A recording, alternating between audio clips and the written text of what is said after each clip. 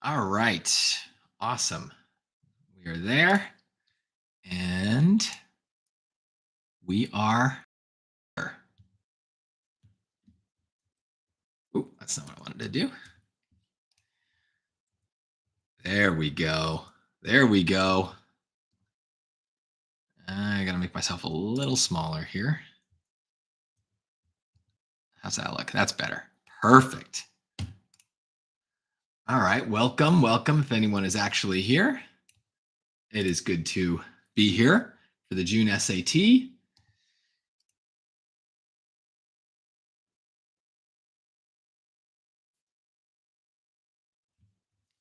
Can I have this open in my other tab? That would be really good.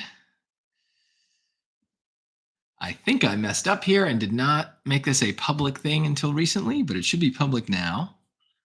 So hopefully that actually works.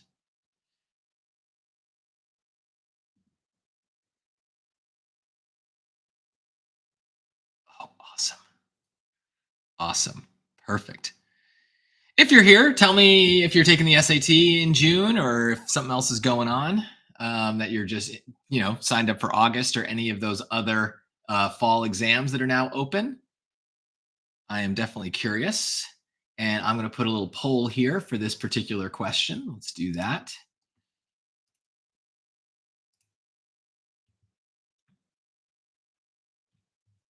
I am so glad. Are you taking Darda, are you taking the June SAT? August, okay. So the VIP, you've got some time. So that's good. June, yep. All right. So we got a couple days. I will do a geometry question. That is definitely coming up. So that's good. We'll get to that. This poll, okay, good. The poll is there. We're going to start with a reading question, though, because honestly, that's where I get most of my questions. Most people are always asking about reading. So I figured this is one I wrote, so it's not spoiling a practice test or anything like that. So we are going to start with that. Hopefully, you guys can see the poll. It's a hard question. Feel free to take your time with it. I will do a geometry question. I've got 4 questions planned. 4 questions planned for tonight, 2 reading and 2 math. So hopefully they're good. And as you guys are thinking about this one, I will start off with my normal saying that, yes, the prediction for the June SAT is that it will be a lot like the May SAT and a lot like the March SAT and et cetera, et cetera, et cetera. So if you have taken an SAT before, this June SAT will feel a lot like that. If you have taken a practiced SAT in Blue Book, this SAT will feel a lot like that.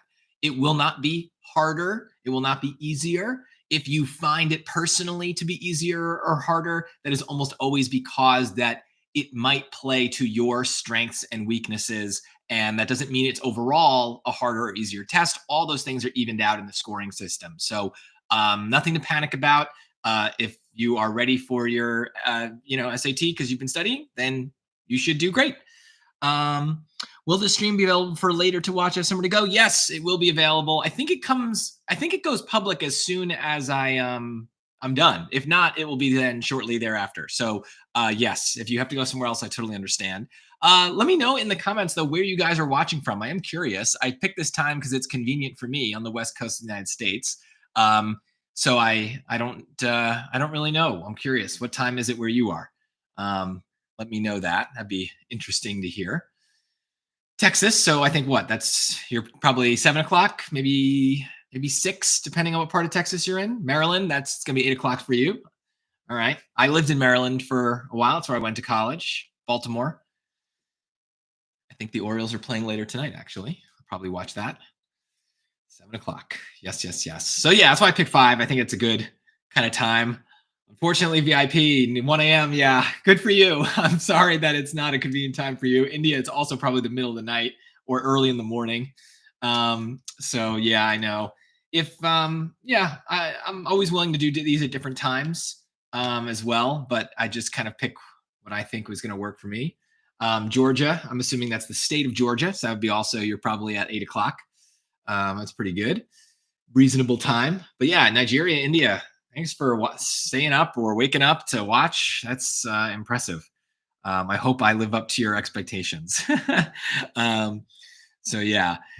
We'll give it a couple more minutes. I want people to have some time to work on this particular question. 4 a.m. Oh my goodness, Azerbaijan. Are you normally up at 4 a.m.? Some people are. I used to be a 2 a.m. kind of person. I'd be up until 2, and you know, I've more of last night I was in bed at like 10:30, so things have changed as I've gotten older. But make sure, since we're talking about times, make sure that before your June SAT, you are going to bed a little bit earlier than usual. If you have trouble falling asleep, if you're going to bed early, my advice is exercise on the day before your SAT. Go out there, go for a run. Don't kill yourself. You know, if you've never done any exercise in your life, don't, start throwing big weights around or running a half marathon. But yeah, it's kind of smart to get a little bit of energy burnt out. I think that that'll make you fall asleep a little earlier, which is good. It'll also take your mind off of the SAT. As much as I love when you guys watch my videos, I really don't want you watching 5 hours of SAT videos the night before your SAT. That's kind of a little bit of a procrastinating, cramming way of thinking about things, but that's not great. So hopefully by tomorrow night, Thursday night, you're feeling totally ready, and maybe some light review on Friday. But honestly, if you don't do any studying on Friday, that's fine with me. As long as you've been studying all along, then you should be fine. So hopefully that does happen. 6 a.m. in Bangladesh. Oh my gosh, you guys are waking up so early. 5:30 a.m. Yeah. You suggested the 1 to 7 questions in the 1422, then 7 to 14. So you're talking about math. I definitely suggest doing the easy questions in math first, because they are where you're going to get most of your points. So you don't want to run out of time with easy questions left. If you run out of time with a few hard ones, no big deal. No big deal. It happens. It happens to me. Sometimes I run out of time and I have to guess randomly on something. But if you are not willing to sacrifice a hard question for the sake of spending time where you know you can get things right, you're always going to fall short, and you're always going to get flustered and nervous. So you got to be really careful about that. You got to go into the SAT knowing that it is okay to give up on some questions, to skip entirely and guess randomly. That way you have a little bit more confidence with the stuff that you do have time to work on. So I do that as well. I definitely take that kind of sense of things into the test with me. Cool. South Sudan, yeah, it's got to be early where you are too, or late, I guess, late at night. Yes, so glad I can help. Are we ready? Should I talk about this particular question? I see we've got a bunch of votes here. 11. That's pretty good. A lot of people like the choice B. Some A's and C's. No one likes choice D, which is interesting. Okay. 12 votes. And I wrote this question, like I said, for those of you just joining. So it is not spoiling anything, but I know people hate poetry questions. So that's kind of why I chose this particular one. So let's, I think you guys are probably ready for it. So I'm going to start talking about it. And if you're kind of joining us as we're going, you can still answer the poll. Cool. India, man. Yeah, some of you guys are really on this, literally the other side of the world. So thank you for being with me here. So yeah, like I said at the beginning, some of you might just be joining. We are going to do 4 questions is the plan, and this is going to be our first one. I'm going to leave the poll open and not reveal the answer quite yet, but feel free to answer the poll if you haven't. It's just what you think the answer is. But let me start talking about it. This would definitely be the kind of question that if I were in the hard reading module and I were worried about time, I would make sure I do this question. I actually like the poetry questions. I find that they are generally easier than they look, even if it's Shakespeare, even if it's 400 years old, because you don't really need to know what you're reading. You can kind of just think about it in very simple ways. So we will use some dumb summaries here. Let me move this. I'll leave it where it is. So starting off, I'll kind of think out loud the same way if I were encountering this question for the first time. What would I think as I'm doing it? Those hours that with gentle work did frame the lovely gaze where every eye doth dwell will play the tyrants to the very same, and that unfair which fairly doth excel. Well, I already don't really know what's going on. Something's lovely. Okay, that seems good. And then something is a tyrant. That seems bad. So maybe there's some kind of like positive and negative going on here, right? That's kind of my first little piece of the dumb summary. There's some sort of positive, negative. Let's try to figure it out. For never resting time leads summer on to hideous winter and confounds him there. Well, that is maybe 400 years old, but that kind of English is pretty straightforward, right? Never resting time leads summer on to hideous, meaning horrible, winter, and confounds him there. Confounds means usually like confuse or kind of perplex, but it could just have some older meaning. But either way, it's bad. So the good is becoming bad. Like that's kind of what's going on here. The good is becoming bad. Time is taking its toll, I guess. And then this is confirmed as we keep reading. Sap checked with frost and lusty leaves quite gone. Well, if the leaves are gone, then that seems bad. Checked here means like held back. So the sap is stopped or held back with frost. Okay, because it's winter. Yeah. Beauty over snowed. Again, that sounds bad. And bareness everywhere. That sounds bad. So we definitely have this kind of like negative connotation in a lot of this. Then were not summer's distillation left a liquid prisoner pent in walls of glass, beauty's effect with beauty were bereft, nor it nor no remembrance what it was. Again, that sounds kind of bad. I don't quite understand it, but sounds bad. But flowers distilled, though they with winter meet, lose but their show, their substance still lives sweet. Now, I've said this in many of my videos. If you guys have watched this, watched my stuff, then you know one of the most important words we will see in any passage. In fact, usually the most important word in any passage is but. And yeah, there's a lot in this poem, but it ends there with a but. So we can't ignore that. And it seems actually that maybe things are getting good again. But flowers distilled, though they with winter meet, right? Winter's bad. They lose but their show, their substance still lives sweet. It seems to be ending on a positive note. So the but here I'm going to pay especially close attention to. It probably matters. And this is why, whether it's a poem or some other kind of passage, a science passage, whatever, if there's a but, you got to pay attention. So now let's look at the choices. So choice A, or here we can even, I'll end the poll since now we're starting to talk about the choices here. So there we go. There it is. So most of you pick B, but it's close. C and A also in the running here. No one liked D. So why doesn't anyone like D? Well, honestly, I thought more people would pick that. To establish an extended metaphor of time as a prison from which none can escape. Well, prison, right? They say prisoner, so that's kind of tempting. And it's a poem, so extended metaphor sounds pretty good, is like how we talk about poems in school. Maybe it is an extended metaphor, but the word I notice most is the word none, right? None can escape. This is a classic kind of trap, something that we'd have to be careful of, what I would think of as like a quantifier trap. No one can escape it. That seems really, really strong. So that would make me nervous, even if I didn't understand any of this poem. So this is the kind of thing, just like the word but in the passage, that you need to notice when you see it in the choice. None can escape. This seems wrong to me because it says that something still lives sweet, right? There is some sort of positive ending here. So maybe it's bad, maybe it's a prison, but I don't know. Something is living sweet. And we can talk more about the prison thing if you guys have questions about it later, but this isn't even the right understanding of this word for compared to how it is in the poem. But let's move on. These other three definitely have a lot going for them. That's why a lot of people picked them. So choice A was going to go in order to suggest that physical beauty is ultimately meaningless because it inevitably fades with the passage of time. So this passage is definitely about time passing and beauty fading, right? This is right. This is right. I don't love the word meaningless. I don't love the word inevitably, right? We talk a lot about strong words. Those are very strong words. It has no meaning whatsoever. It's inevitable. It's bound to happen without exception. Again, I don't know. The but at the end of this passage is suggesting that maybe something good is still happening. So I don't know. This has a lot of things going for it, but I'd be very nervous of these words. And I would want, in terms of strategy, I would want you guys to notice those words when you read that choice and just be like, okay, those are pretty big ideas that would need to be proven. So let's not eliminate it, but let's look at B.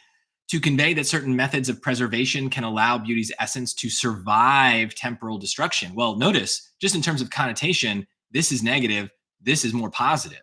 So these are very different answers. And this is why a word like but is so important, right? This whole poem does seem kind of negative, but something still lives sweet. Their substance still lives sweet. So does it survive? Maybe, yeah, it seems. Is essence the same as substance? Close enough. I'm not Shakespeare, but maybe that's what he meant. And what about certain methods of preservation? What could that be? Well, that might be this distillation thing, right? The flowers are distilled. I know that word, it's not, I don't think you need to know it for this passage, but something that's distilled is kind of, it's kind of gone through some sort of process, like a lot of alcohol is distilled. This seems to be more like the flowers maybe like turn into like a perfume or something like that, because I'm thinking of like a glass, the walls of glass. Maybe it's in like a perfume bottle or something. I don't know, but like maybe that's preservation. And I don't need to know that as I'm reading the passage originally. It's only when I look at the choice and I'm like, okay, I feel like I can justify that word. So right now, this one feels better than A because the passage ends on that positive note, and so does choice B. To look at C, to contrast the harsh realities of winter with the pleasant memories of summer's warmth and vitality. This is a classic case of like, they know which words you understand here: winter, summer. And that's a very surface level meaning of what's going on, but that's not the point of the poem. That's not the main purpose of the text. It's much more involved than that. It's not about the seasons. The seasons are being used as a way to talk about this other thing. So I actually think C is very similar to D in that it sounds very much like the way we talk about poems maybe in school, but it's not right. So I would pick B here. And I would not mark this question for review. I would feel pretty good about this. In fact, I probably would have gotten this in about a minute and a half if I were just thinking about this question on the SAT. So there you go. To convey that certain methods of preservation can allow beauty's essence to survive temporal destruction. Temporal is a kind of adjective for the word time. So yes, things are bad. We're all going to get old and die, and our beauty will fade. But, well, something gets preserved.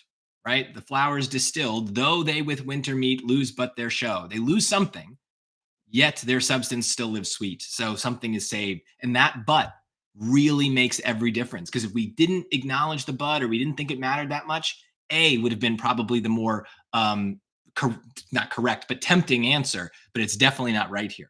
So this is definitely a case where I, would recommend think really hard about strong words. For those of you who struggle with the passages, you don't understand always what you're reading, you run out of time and can't get to all the passages, there are certain words that you, as you're reading, really, they need to kind of like alert you to danger or alert you to something that's important. And that takes practice. But if you watch my videos, you'll see I do that all the time. It's all about just getting used to certain words. And even in the choices here, right? Meaningless, inevitably.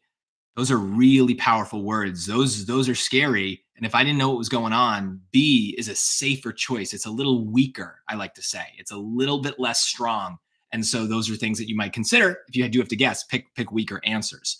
So does anyone have questions on this one before I move on to other things? And there'll be time for like general questions at the end. I see I've already got a couple. Hamza, since I kind of half answered your question before, I will answer it. Well, people, if they have questions about this, think about it. So for reading, my suggestion is that you do the grammar first. So that's going to start at question 15 usually. And then, like you said, 15 to 27, work your way to the end. And then I go back to do the vocab. And then through the vocab, get to the passages. So I'm basically doing in reading, I'll type it here in blue. I'm basically for reading doing 15 to 27, and it might not be 15, it might be 14, it might be 16, but starting with the grammar, then I'm doing 1 to 14. The reason I don't recommend starting with the vocab questions, we're going to do a vocab question tonight. My main reason for that is it's kind of a confidence thing. Having worked with students from the United States, from other countries, across the board, they don't teach you guys vocab that much in school. And a lot of you have a very weak vocabulary. And the worst thing I think that could happen is that you start off that hard reading module with like 2 questions that you have to guess randomly on because you don't know the meanings of the words and the choices. I feel like that's a bad kind of confidence erosion. You're kind of starting off with random guesses. That's not good psychologically. Whereas if we start with the grammar and work our way through the transitions and outlines, to me, those are the easier questions. So I'm hoping that we kind of get our confidence boosted because we're just knocking them down and feeling really good about our answers. That's starting off on the right foot, so that by the time we get to the vocab, if we do need to sacrifice 1 or 2 to random guessing, I don't know, at least you've done a lot of good work so far. It's a personal choice, though. If you do want to start with the vocab because it helps you out, you like it better, that's fine. But I would say, kind of getting back to your numbering, you're basically saying 7 to 14 last. And those would be basically where the passages are. And I agree. Always leave the passages for last. They're the most time-consuming questions. They're among the hardest questions. better to leave them for last. And that way, if you do run out of time, oh well. But when you start getting to like 7 to 14, don't go in order, right? Pick the ones that just look the easiest for you. I would pick out poems. I like poems. I would pick out those logically completes questions. I love those. Main idea questions, love those. I usually leave the graphs and charts for last because I hate those, but it's all personal preference. Pick the things that kind of look like you have the best chance of getting them right. That's always what we're doing. Order matters so that we can get the most right. Can I explain option C again? Yes, I can. So option C is a little bit too what I would call like surface level. It's basically like if we had no clue what was going on in this passage, we at least have probably learned enough English that we're like, okay, I know what winter is. I know what summer is, right? They're talking about leaves and snow. So it's about the seasons. But it's not about the seasons. The seasons thing is kind of a metaphor that they're using to talk about just the idea that beauty fades with time, right? Those hours that with gentle work did frame the lovely gaze where every eye doth dwell, right? Time passes, you grow up, you get more beautiful, and then time, those hours, will play the tyrants to the very same. Basically, time is also makes us grow and get beautiful, but it also is what ages us and makes us ugly in the end. And that unfair which fairly doth excel. I don't really understand that line, but unfair is the bad and fair is kind of beautiful and pretty. So that seems to be, again, kind of hitting that idea that things fade.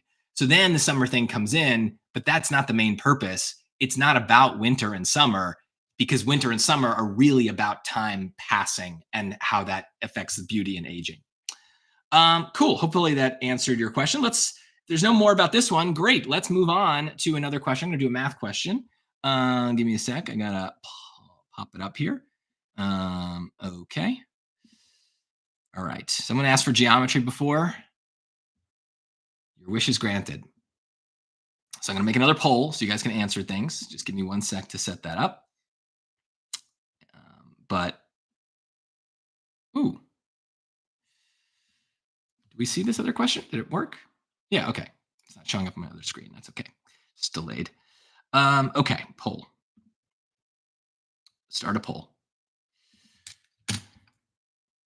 Answer to geometry. A, B, C, D. Start poll. Cool.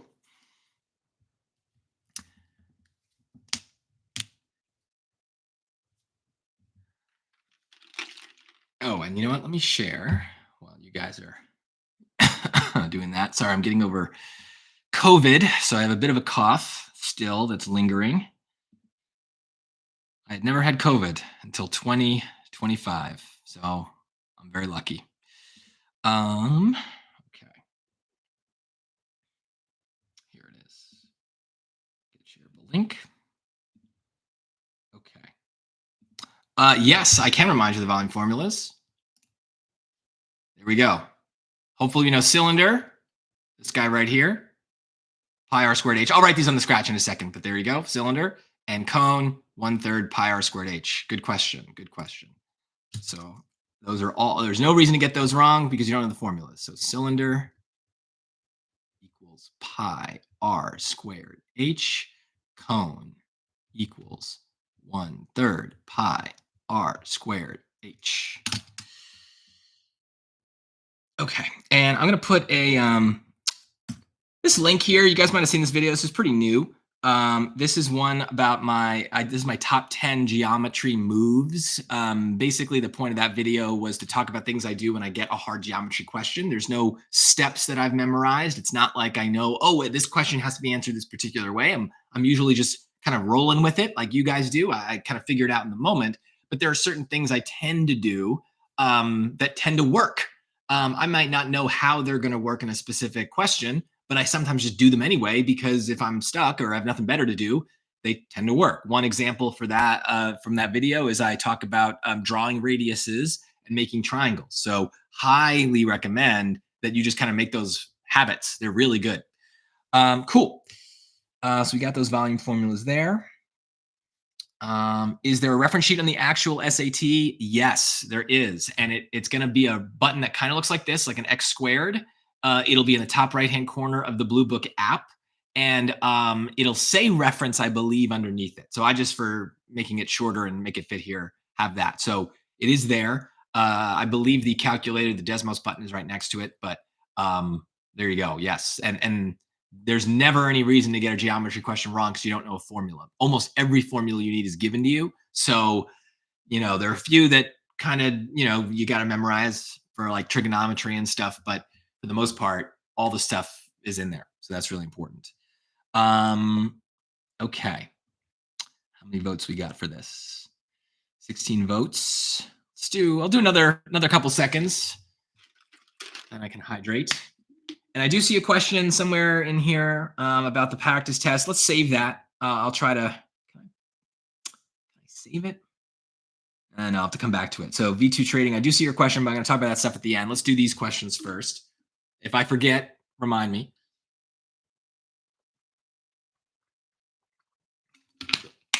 Drink my protein shake. Okay. All right, we got a mixture of answers here too. Yeah. I would say this is the kind of question, kind of like the poem that we just did, where if you're looking to get 700 or better, you kind of have to get it right. And it doesn't mean it's not hard. It is hard. It is a hard question, but it's predictable. It's hard in a predictable way. Just like that poem, that word but really mattered. And if we miss that word, that's game over. We're going to pick a wrong answer. Here, there's something else that's missing. And it's pretty obvious to me that it's missing. And I don't want to, I want it to not be missing. I want to get there. So if someone knows what I'm hinting at, oh, hi. I know how to say your username, but Mapper Deal, I remember you, of course. You've asked me many questions and been a channel member. Oh, and yes, if you like the questions that I'm writing here, remember, I have my channel membership that is just $5 a month and gives you access to all the ones that I've created. So check that out. I'll put that link in the description. But also, for free, please subscribe. I am currently at 49,700 subscribers. I would love to get to 50,000 by the June SAT. So if you've watched any of my videos and you have somehow avoided hitting that subscribe button, please help me get there. If you've enjoyed my videos and you are already a subscriber, thank you. I appreciate that. Maybe find a friend and just have them subscribe, even if they never watch anything. I would love to get to 50,000 before the June SAT. That'd be really cool. I just need 300 more people. So let's see if we can make that happen. That would make me very happy. Cool. All right. All right. So we have some theories too, why people are getting things wrong. I'm going to start and then I'll end the poll in a second. So let me go ahead and start. What is missing? Well, they're telling me to get half the radius and twice the height, but what's the radius? What's the height? I'd love to have those things. How do I get them? I use the Arithmetize strategy. For those of you who know what Arithmetize is and sensed it right away, you are going to do great on the June SAT. If you have no idea what I'm talking about, you got some videos to watch the next couple days. If you know what Arithmetize is, but you didn't think of it, this is the kind of thing to work on in the next day or two, is you need to recognize those opportunities when a strategy is going to help you. You can solve this with algebra, but oh gosh, I would absolutely just take my cylinder and make up some values for the radius and the height, right? Now later, I'm going to want to take half the radius and twice the height. So let's pick a radius for the cylinder of 2. So that way, when I take half of it later, I don't get a messy decimal. And for the height, I don't know, let's just say it's 3, just so it's different. I can make it 1, I can make it 2, I can make it whatever I want, but I like the 3 because I also sense there's a 3 coming up in the cone. So it's a little bit of kind of thinking ahead and being like, if I can kill off that fraction, that'd be nice. So that's kind of where I'm going. But to be clear, Arithmetize is a strategy where we make up values. And since the values don't actually matter for solving this question, we can make up any value we want as long as we stick to the instructions. So now I am going to end the poll. And that way you guys can see where we are. And let's see how we got there. Well, we just now plug points into equations, right? Just put in the formula. So the cylinder formula is pi r squared. So 2 squared h, which is 3. So the volume of that cylinder is 2 squared is 4. 4 times 3 is 12. So 12 pi. Now let's do the cone, right? So the cone is 1/3 pi r squared h. So r for the cone, right, is, it says half the radius. So just do the instruction. Half the radius, half of 2 is 1. And the height is twice as big, right? Twice as tall. So 2 times 3 is 6. So now I plug those in. 1 squared times 6. So 6 divided by 3, which is 6 times a third, is 2 pi.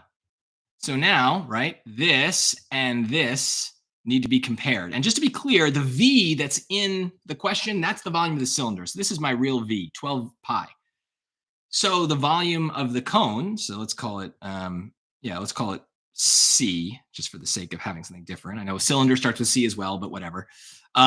So the volume of the cone, you can just kind of hopefully look at it, right, is the volume of the cylinder divided by 6, right? Let's change color. Orange. Is that going to be a different color? Yeah, good. Right? If we took V, which is 12 pi, and divided by 6, we'd get 2 pi. So that's what we wanted, right? So there you go. That's the answer. And I can confirm. There we go. So look, you can get this without doing that arithmetize. It is possible. I'd be curious, actually. Put it in the comments. If you tried this with algebra, I'm curious, and if you got it wrong, what happened? Were you confident in that wrong answer? Because this would not be one that I would want to be marking for review and saying, oh, I'll come back to this. I'm not confident in my answer. Because I've arithmetized, what could I have possibly screwed up? Maybe misreading the question. Someone said before, like misreading right circular cone is right circular cylinder and thinking it's 2 cylinders we're comparing. I mean, I've seen that question. That can happen. But it says cone. I mean, it says it. So you got to read. But yeah. So I think that's really, really important. Let's see what you guys are saying here. Someone solves it without putting in numbers. Okay, that's fine.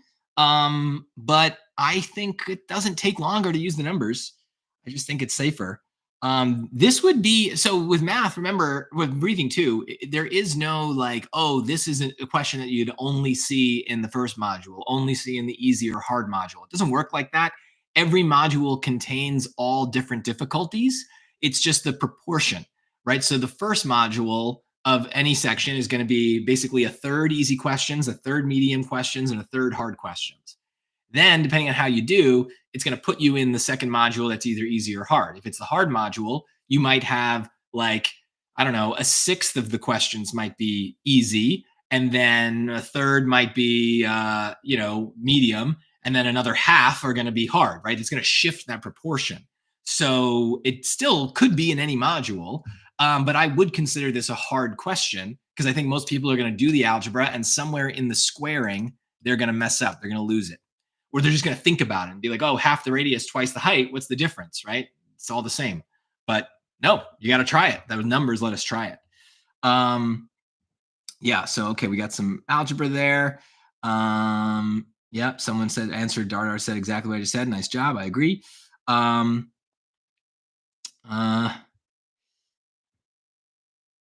V2, persistent with this question. How would you compare your latest practice test score to an actual SAT? In theory, they should be similar. If you got a score on a practice test, if you took that practice test in a setting that was like the real SAT, you were sitting at a desk and it was generally pretty quiet and you were kind of a little nervous as you were doing it, then the real SAT should feel a lot like that. Sometimes people do a little bit better than their last practice test. Sometimes they do a little bit worse. I would say if people do a lot worse than their last practice test, the reason is that they don't treat the real test like the practice tests. They start doubting themselves. So you don't want that to happen. Cool. Okay. I gave the short answer. I might get back to that question. So yes, I might get back to that question later. But let's see. Are there any questions about this one? Like I said, this is the kind of question that if you want a 700 or even 750 in math, you cannot get this wrong. Cannot. You have to recognize that this is a great opportunity for arithmetizing. So even if you don't fully understand what's going to happen with the radius and the height, by putting some numbers in there, you're able to see it happen. You don't have to understand it. The numbers will understand it for you. That's why we are always trying to plug points into equations, trying to arithmetize, is numbers don't lie, right? Numbers can go into calculators. Numbers can be added and subtracted. Variables, harder to do that. So I'd much rather have numbers. And here, I just don't see how you can mess it up if you have numbers. Maybe an arithmetic mistake. But other than that, just follow the instructions and it just kind of works itself out. It's great.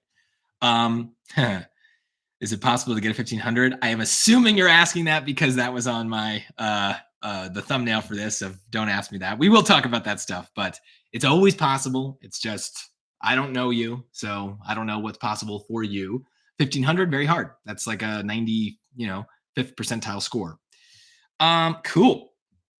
Oh, good. A question about this. You could realize that the radius is halved, v will decrease by a factor of 4. Yeah, I mean, that's all true, but I would just say, here's what I'll say. A last thing about this question. If you don't arithmetize, right, what are you really doing? You're using logic, right? You're thinking it through and you're using your logic to understand how things are going to change, right? And your logic might be right. But think back to your practice, whether it's math practice, reading practice, whatever. Think about the times when you used logic to answer a question. What did it feel like when your logic was correct and you got the question right? Versus what did it feel like when you used logic and it felt great as you were doing it, but then you ended up getting the question wrong and you were surprised by that wrong answer? That's the fundamental problem that some people never figure out for the SAT is when you're answering a question and you're thinking about it, you're using your instinct, your feelings, how something sounds, how the logic feels, right? The correct logic is very often going to feel the same as the incorrect logic. They both feel right in the moment. It's only after you get the answer back and you realize you were wrong, you're like, oh, well, I guess my logic was wrong. But in the moment, good logic and bad logic feel the same. So what are we doing by arithmetizing? We're removing logic. We're not letting it just kind of be something we think about. We're letting it be something that we prove with numbers. So we don't have to worry about whether our logic is right or wrong. We can see it work. That hard to mess up, at least a lot harder. And so we get a better feeling of whether or not we're doing the right thing or not. Maybe it takes a few extra seconds, but I think it's worth it. There is no chance on a real SAT I would do this any other way. I would 100% arithmetize, no doubt. Cool. Okay, let's move on to the next question. I think that was a really good point. Someone, bookmark that. That was good. Let's do another question. We're going to do a vocab one, and then I do have one more math one. Cool. This is a little long for a passage. I was kind of going for, kind of making it hard. Let me give the poll again so you guys can answer, but give that one a shot. Poll, start a poll. Vocab question. A, B. I wish you could just give me an option to make it A, B, C, D. Start poll. Cool. There it is.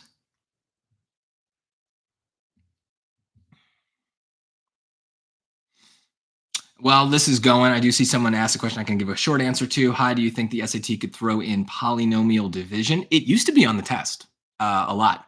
I haven't really seen it on the new test, but you basically answered your own question. Like, yeah, use plug points and equations, arithmetize, because then you can it's just those questions really lend themselves to arithmetize. So that's what I would do. There might be cases where it doesn't quite work, but I can't really think of it. It wouldn't really come up on an SAT anymore. They basically killed off that topic. So we have a little bit of an advantage, but those are ones where usually it's like, which expression is equivalent to this one? So if they're doing division and they're like, oh, here's the original thing where we're showing the division and here's the result, no matter how ugly that result looks, in theory, since they're supposed to be equivalent expressions, you would just be like, okay, let me pick a number and they should produce equivalent answers. So those polynomial ones would definitely be great for arithmetize for sure.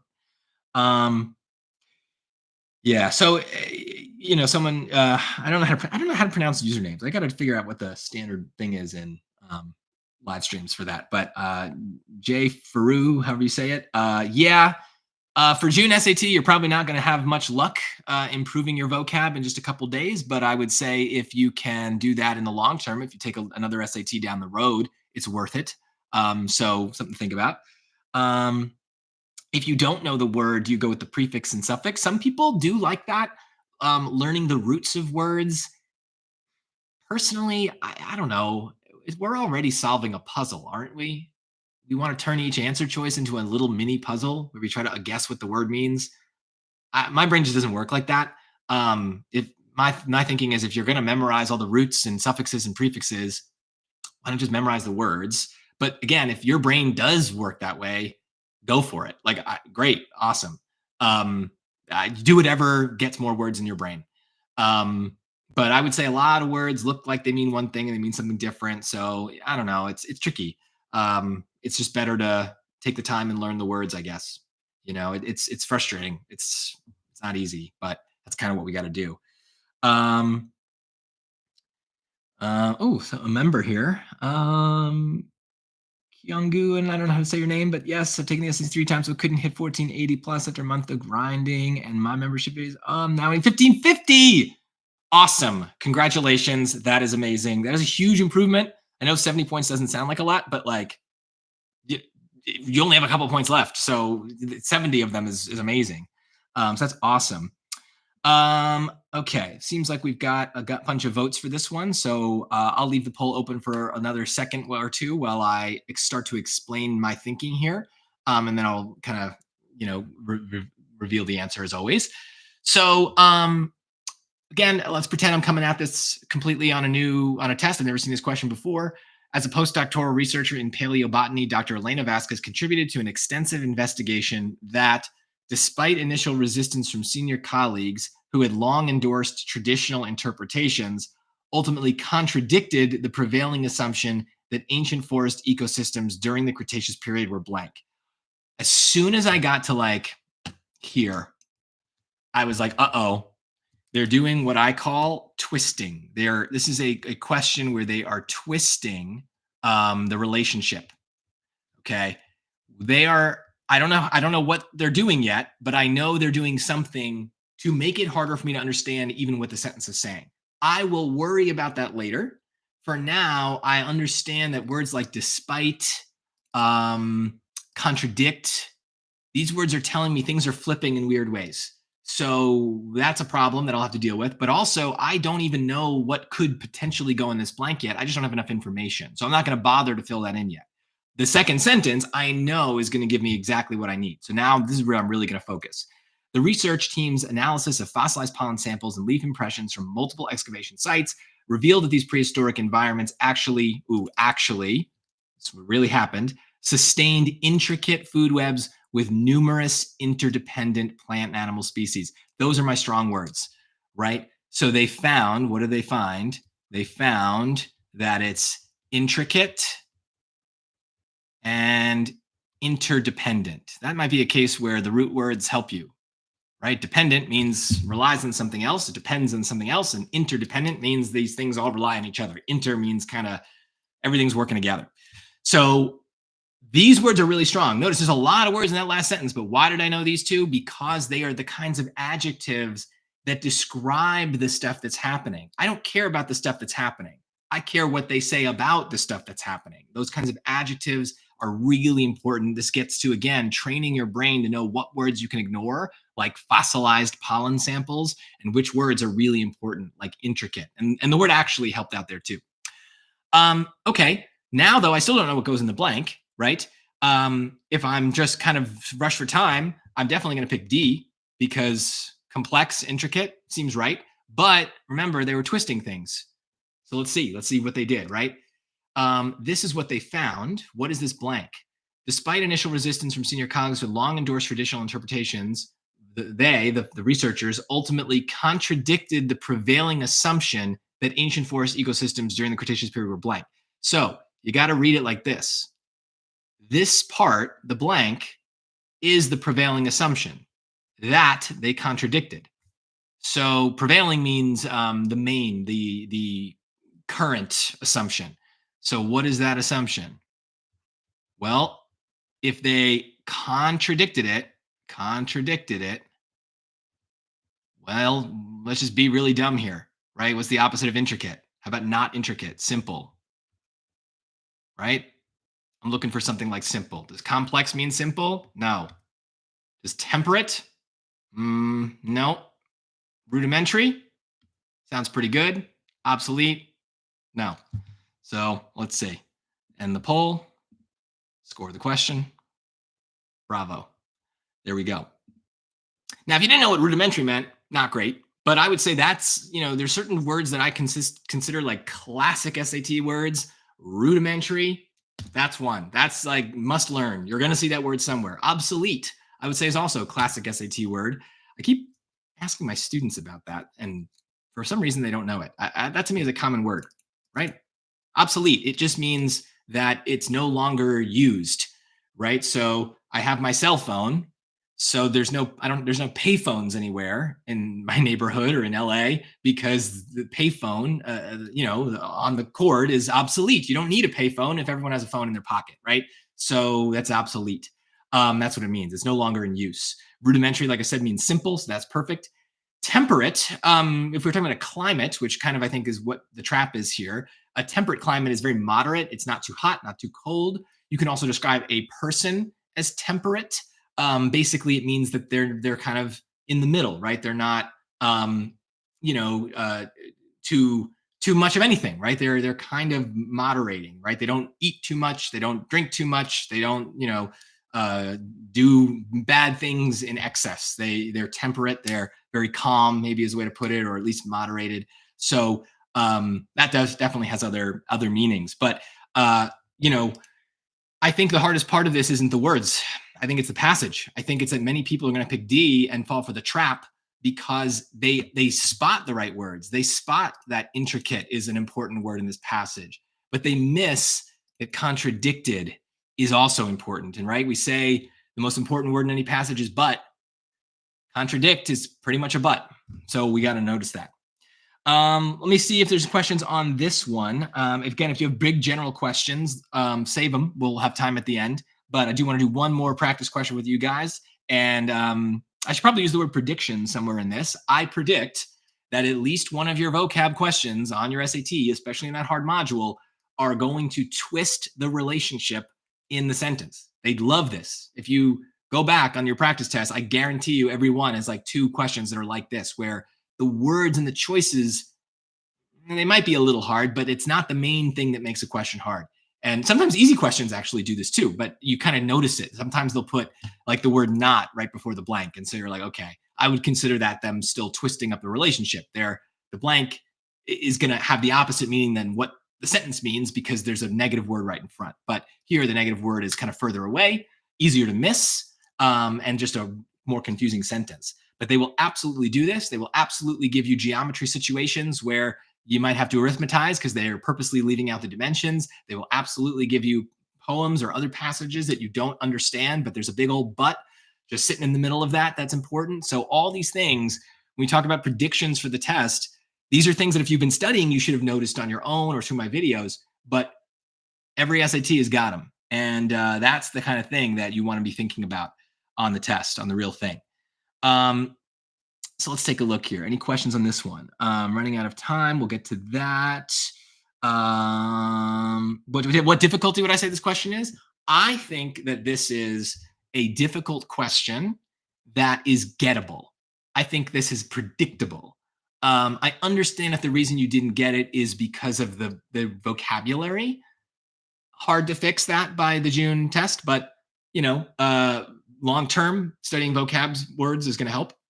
But I think that when you're reading it, when you get to about here, you've got to realize, they are writing a purposely confusing sentence. All these negative words are going to throw me off of what the sentence is trying to say. I may fully understand the passage, but if I don't understand the relationship of that blank to the rest of the passage, I'm done. I'm not going to get it. And notice, rudimentary means simple, complex means complex, so intricate. So it's not a coincidence that the answer you would pick if you missed the contradiction is there. And it's a simpler word. So you're already drawn to it because you know that word. You like words you know.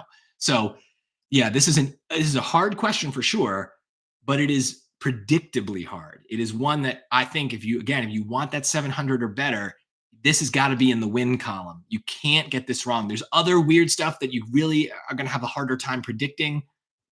This is in that predictable category. So, keep that in mind. I don't want to make anyone feel bad, But I do want to stress, like, not every hard question is something that's just, oh, well, I'll do the best I can and whatever. Some things are hard but predictable.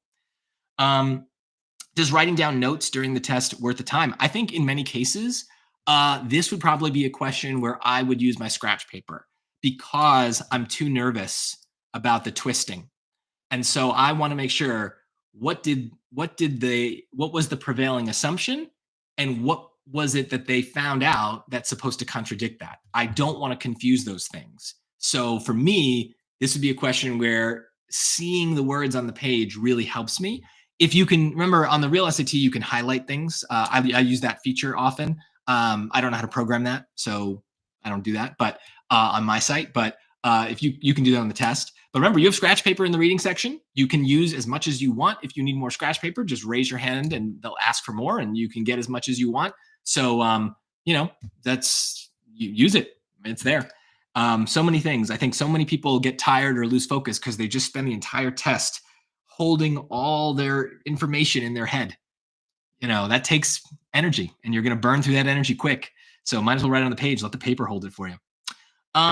Okay. Any other things? Hard SAT English is the science. Oh, I agree with you, Sean. Writing down notes. We talked about that. The science one, I found something helpful going straight to the answer. Sometimes I don't have good. It depends on the question. But you guys seem good on this one, and you did pretty good on it. Most people would be, so that's good. So let's do one more math one, and then I'll kind of open the floor for any other kinds of questions you guys might have. There we go. Again, as always, I'll put up the poll.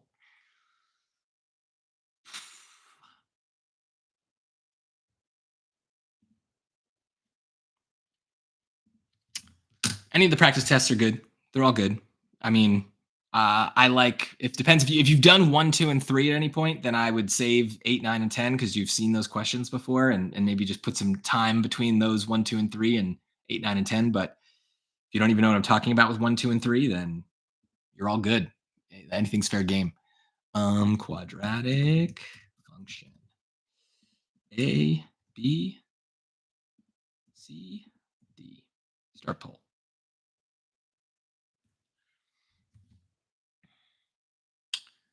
I'm going to check my subscriber count here. Did we get anywhere? 49,705. Okay. We got 5 people. So remember, if you're in this thing, you're benefiting from my knowledge, and you are not a subscriber, no freeloading. Just hit the subscribe button. Costs nothing. That would get me, I want to get close to that 50,000. I'd love to hit that number. But if you've got friends who are taking the test, and they haven't found my channel yet, get them on. Get them on here. Tell them to subscribe. If everyone does 1 subscriber, 2 more. Awesome. See, this is why I talk about it. If everyone does 2 more, or if everyone does 1 other person, then I'll be there in no time. I will also, let me wait on this. Yeah, I'll also say, I guess, while you're working on this question, my membership is great. If you need new questions, if you run out of the practice tests, the membership is great. Those questions are kind of like these that I've written. So there's videos explaining all of them, and they're kind of grouped by different important topics and different important strategies. So that's a great way to get more practice if you've used all the practice tests, all the question bank things, all that stuff. It's great to get more practice. And then also this summer, if you are taking the August SAT, I'll put more information about this later, but I am going to be teaching an online class, over the summer for that August SAT. It's not going to be like these live streams where it's just free and show up. There is a fee, but I'll provide the information and discount code. It'll just be, I haven't done a group class in a long time. I'm excited to do it. So it'll be a really great way to get some practice for the SAT for August if you want some more guidance than just working on your own. So it's a great way to get that extra practice. And we'll be doing, again, questions that I've written. So new stuff, new questions. 49,711. Great. Thank you for subscribing, everyone who's subscribing. I love it. It's so easy. All right. I'm going to give you guys time on this one because I think this is hard. Some of you have already picked an answer. I think you're just picking something. I don't know how you would use logic to get this one. The cylinder one I kind of get. Some of you are kind of intuitive about that. I don't know here. This feels, yeah.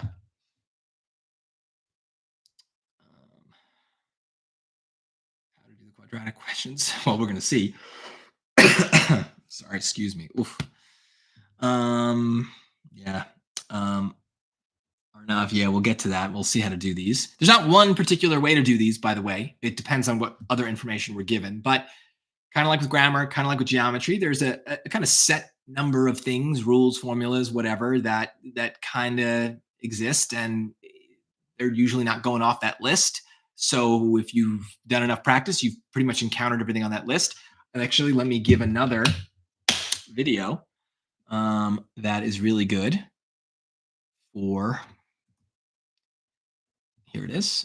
If you're doing some last minute practice and you struggle with these type of questions in particular, this is what I call an XY plane question. It's basically because it's got some sort of equation that you could, in theory, graph in the XY plane. Here's a lesson similar to that geometry one I shared earlier. It's my top 10 moves for these questions. I don't think you'll be able to watch it while we're talking now, but certainly we're going to do some of the things that are in here. And there's another one that's definitely very hard, but I think it's one of those predictable hard questions where there's a move you want to make. It's the number one move, I'm pretty sure, in that video. So hopefully some of you have seen it. And even if you've only seen a couple things I've done, I tend to say the exact same stuff all the time. And I guess that is kind of how I think about the SAT. I'm not really doing that much that's different from test to test, question to question. It is very repetitive. Yeah, so Lester, you're not wrong. I mean, I'm not going to say that negative b over 2a is the answer. If that's the reason you're picking it, I would be careful here. I'm not going to say whether that's right or wrong, but I would say that this question is definitely tapping into a similar rule as what you're bringing up. But I'm actually going to use you as an example. I appreciate your comment, but remember too that the SAT, the College Board, they know what you know, right? So they know what you've learned in school. They know what kinds of questions you've seen before. They know what kinds of things you've memorized and what kinds of questions, you've gotten wrong and gotten right. And they are always kind of thinking about that when they design their questions and their answer choices, the wrong answer choices specifically. So it's this game of like, they know what you're going to think, and they've designed a question so that what you think wasn't the right answer. What you expect to happen doesn't happen. So if you're picking B here because you're like, oh, I've seen questions like this before, I know that's the answer. That's a dangerous way to think about anything on the SAT. They know you've seen that before.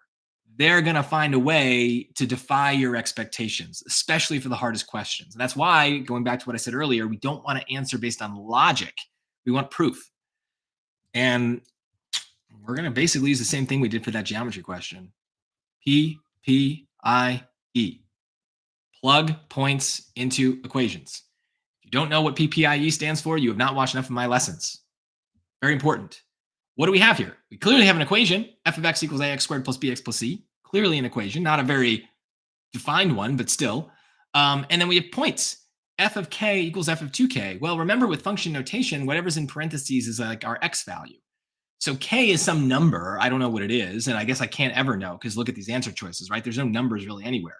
So there's a lot of unknowns. We might be able to arithmetize, but let's avoid that for now. Let's just kind of do it very basically. Plug points into equations. Well, if one of my points is k comma something, right? And the other point is 2k comma something, what is this statement telling me? F of k equals f of 2k is it's telling me that these somethings are the same something, right? So what would we get? If I plugged k into the equation, I'd get ak squared plus bk plus c, right? It's basically the same thing, but now k is in place of x, and that's because k is some value, some x value, right? And if I had numbers here, again, I could simplify all this and get a y value and get like y equal to 5 or something, but I don't have that here. But technically speaking, ak squared plus bk plus c is the something, is the other thing.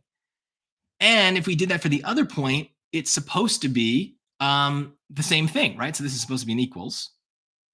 So I could do this in my head, but I'll do it slow, right? So you see, so 2k is now going in for x, right? So b times 2k plus c, right? So let's simplify. AK squared plus bk plus c is equal to 2k squared is 4k squared. So 4ak squared, right? Plus 2k times b. We'll just rearrange the letters. So 2bk plus c.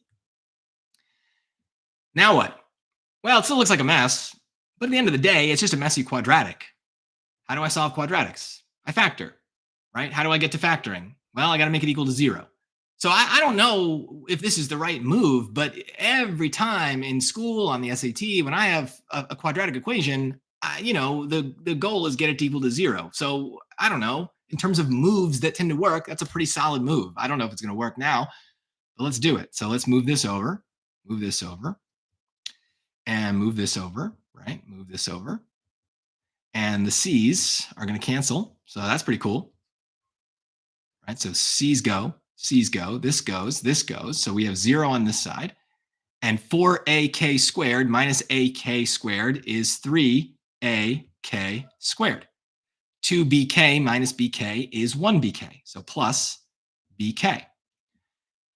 Now what? Well, we're trying to find k. So why don't we try to get k alone? It's hard to do when we have a k squared, but again, why did we get it equal to 0? Because we factor, right? We want to factor a quadratic. So I can't do the normal like 2 parentheses factoring, but I don't need to, right? I have a common term, right? Greatest common factor. Let's pull the k out of both of these. So that's k. And then what's left? 3ak plus b. Well, why did we do this? Because now when these things are multiplied, right, we're making almost too many equations. So k is 0. Now I get kind of why they said that A, B, and C are non-zero constants, right? They're basically saying, well, we don't care that K is 0, right? We don't want that. So yes, if any of these values, if B was 0 or anything, we would be able to kind of get our 0, but we don't want that. So what we really want is 3AK plus B is equal to 0. And now, forgive my handwriting, I'll try to squeeze it in. 3AK equals negative B. Divide by 3a, divide by 3a, and k equals negative b over 3a. Boom. There we go. Do we check it? Yes. Answer. How did we do on the poll? Yeah, pretty good. 55%. So again, I think this is hard, but what step was hard? Plug points in equations, basic step. You got to do it. You see points, you see equations, plug them in, right? That's basic math, basic SAT math. What else is pretty basic here? Well, we have to read function notation. We have to understand what this is giving us. This is giving us a point. So that's a skill that you need for the SAT. You've probably gotten to that point where you're comfortable with function notation. So that's good. What other skills did we need? Well, the hardest one was probably just having the confidence to plug these things in and then solve for k, right? That requires an understanding of algebra. You need to know that our goal whenever you have a quadratic equation is to get it equal to 0. So that takes some knowledge and some confidence in your algebra ability. But other than that, I mean, it's just like solving an equation. You've done that thousands of times in school. And yeah, factoring is also a pretty basic algebra move. So, yes, there's more letters than usual, but I don't know, you just kind of carry them through and there you go. But to be clear, we could have arithmetized. We could have made up some sort of equation for A, B, and C. I think, though, I don't think we can make up anything. So I think we would need to make sure that we get something where there's a value of K where we know for sure from the start that f of K equals f of 2K. So we can experiment with that if you guys want. But I don't think that I'd do that on the test. I think I would have just done it this way and been pretty confident in my algebra. Cool. Someone used Desmos. That's pretty cool. I haven't experimented with that. I believe it could work. I won't really do it here, but feel free to, if you make a graph and can share the link, feel free. I think that'll come through. So this kind of gets back, Lester, to your point before, if you're still with us, like, yeah, the negative b over 2a is absolutely there as a trap because it's familiar, right? It's familiar in the same way that that word complex was familiar in that vocab question, right? We've seen that before. We know that that's a thing that pops up with quadratics. So there's a temptation, especially if we're running out of time, to pick that. My advice is if we know we have a really, really hard question, and even if you're running out of time and just have to guess, don't guess the most obvious thing, right? We know that they put the most obvious thing there usually as a trap. So if you were going to guess here, B is kind of your worst guess because if you kind of sense like, oh, like that seems familiar, are they really going to make a hard question have an easy answer? No, they don't want to reward people for just getting lucky with guessing. They want to reward people for solving it. So they're going to, I would say, if you are running out of time on a hard math question and an answer seems like really obviously correct, but you have no idea, where that feeling is coming from, I don't know, probably just pick something else. Hard to kind of quantify that, but that's kind of what I think about. Let's see what else you guys said about this one before we kind of open the floor to all sorts of questions. V2 train, found a way to do this on Desmos. Oh yeah, let me read this a little bit more carefully. I then set A, B, and C to random non-zero integers, and I said K equals my answer choice, and F of K and F of 2K. Yeah, I believe you. I would have to experiment with that on my own a little bit. I knew that Desmos probably would work here, but I wanted to show you guys the plug points and equations way. My hesitancy always with Desmos is I see my students open up that calculator when they're confused. They have no idea how to solve. They have no plan. They have no first instinct, nothing. And then they just open Desmos because their idea is, well, if I put it in Desmos, maybe something will happen. Maybe a miracle will happen and I'll figure it out. My advice would be go to a different question and spend your time on something where you actually have a plan. If you are opening Desmos because you have a plan, you're like, oh, I'm going to do a regression. I'm going to use the slider. I'm going to make it do this. If you've got a plan and you're opening Desmos, that's different, right? That's you're doing what I did, basically. You have a system and you might not know all the steps, but you've at least got the start of the step, the start of a plan. That's fine. But if you're opening Desmos because you got nothing better to do, you could do that, but you better be sure about every other question already, because that's going to you could spend an hour playing in Desmos trying to solve something and never get anywhere. So, be careful of that. Desmos can be a time suck. It's basically what it comes down to. I like decisive. I think there is a good method there where you're kind of finding, you realize that K and 2K, there's a midpoint of 1.5K, and then you're kind of solving with that way. That's clever. I think that's proof, but it's, that's most people are not going to think about that. That's rare. Can I show how we do this with Desmos? Let me entertain some other questions first. Let's see. This question, if you notice that for any given x value, the function value, if that x value is equal to the function value for 2x value, then the average of those two. Yeah, I think we're getting to somewhere for the vertex there. A similar thing. Yes, we can Desmos. Do we all want to see Desmos? All right. I don't know. Let's see if this works. Here, share this tab instead. Okay. Can we see the Desmos thing? I guess we're doing f of x equals ax squared plus bx plus c.